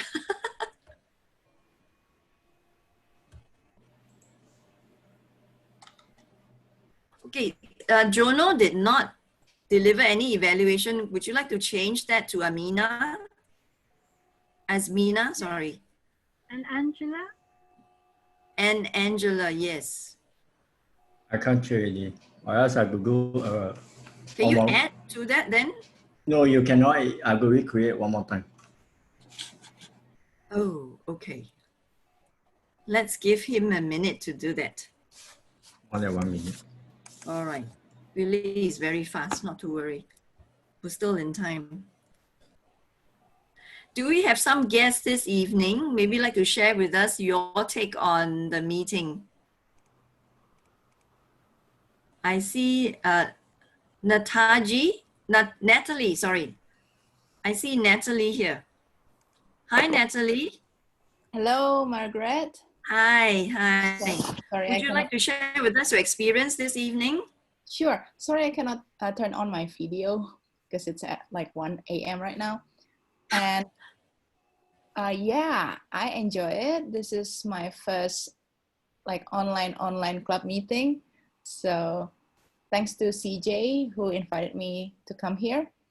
Okay, CJ is with us too. Yeah, maybe I'll come next week, like from the beginning, because today I joined, sorry, my brain freezing. It's 1 a.m. I joined late. That's all right. We hope to see you again soon, Natalie. Yes, thank you. Thank you, everyone. All right. Okay. It's nice to have you with us, Philip. We'll see you again soon. Okay, who else do we have here? How about Esther Green?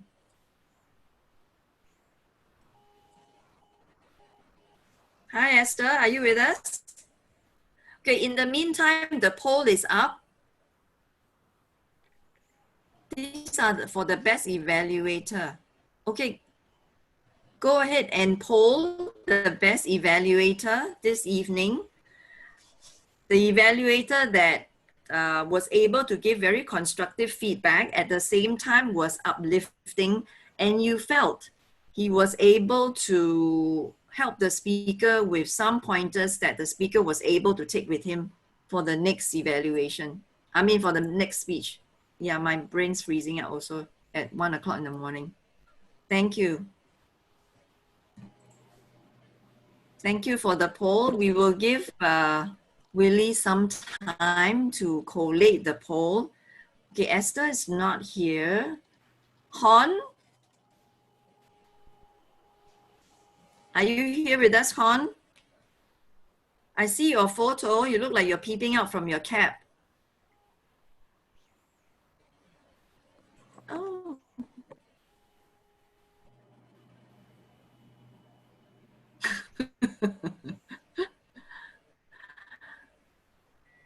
Well, Willie, are you ready with the awards? Willie, are you ready to make the announcement? Okay, go ahead. Over to you. The best table topic speaker, there's a tie. Vikarna and Joan Leung is the best table topic speaker with 5 books each. Wow, congratulations. And the best prepared speaker is none other than our project manager, Buckley. Oh, there you go. It's worth staying up until what now, 3 o'clock in the morning? And the best evaluator go to everybody again. Wow. Must That's bend a already, sweet must bend for Oh you. my goodness, thank you. Yeah, that's a sweet for you, Lee. Thomas, you must come here again. Must Yeah, bend, Thomas must bend must come. Buckley Thomas must come already. Thomas must come already. In this timing, I'm struggling to speak. Lee. Thank you, thank you. Congratulations, Vikarna. Okay, I'd like to present Willie to do his president's closing address. Fellow Toastmaster, I guess now it's close to 1 a.m. Singapore time. Now it's 3 a.m. Australia. It's 1 p.m. Canada time, right, Amina? It's 12:42 p.m. Means close to 1 p.m. No, it's a morning. It's afternoon. It's afternoon. It's Yeah. It's close to 1 p.m. afternoon. Right. I believe Dennis is 10 a.m. right, Dennis? In California? Almost 9:43.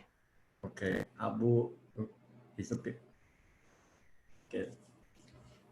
Wherever you are, or you, whether you are a member of this club or you are visiting Toastmaster, or you are a guest, you have shown responsibility as attending this by taking part in this club activity, whether in table topic, in meeting roles, as well as an audience.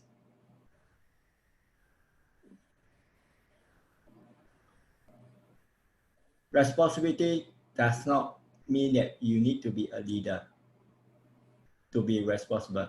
Every one of us is responsible in our daily life, in our personal corporate life. We need, where we are assigned something or we commit to something, we must try to fulfill, not to over fulfill, because we need to be responsible for our action. Running a meeting, I saw many Toastmasters have come in to take charge of, volunteer to take part in the respective empty roles that was left empty because of some Toastmasters that cannot make it, that have some personal reason, so I thought. There's 2 persons in this meeting I want to say one thing. Alicia Chow did although she got internet connection issue, she did send a text saying that she got problem, and then Shasha stepped me to take on the timer role despite the last minute, and plus many of the appointment holder. But these two persons have really shown responsibility despite some hiccup along the way. Communication is, and this meeting, this person will be honored in this Zoom recording for the whole world to see. So we are, it's just that, I mean, we have so many audience up there, and responsibility, operation, what Dennis had mentioned, show a way the club is moving. And also, visiting Toastmaster Saligo, who have stayed for the 4 hours despite it's early morning for, it's the late night for her. That I really, she really show the responsibility to stay, to stay throughout even her evaluation is over. As the various Toastmaster, Deepali now is close to 3 a.m. She's still in the meeting. It's not about what, wherever you commit to something, you make a point to fulfill. Do not withdraw at the last minute where we have to handle changes, dynamic changes. Singapore online program sheet meeting are all very dynamic. We have changes every week. We are here. We do not have a fixed schedule program sheet like the physical club because we have members from all over the world, guests from all over that does not understand the culture. But they make a point to come at the last minute to help in the meeting rules. Fellow Toastmaster, my message tonight is be responsible for what you have committed, unless you cannot make it for personal reason. Do inform us early instead of last minute. Over back to, and I declare committee closed. Have a nice day for everyone.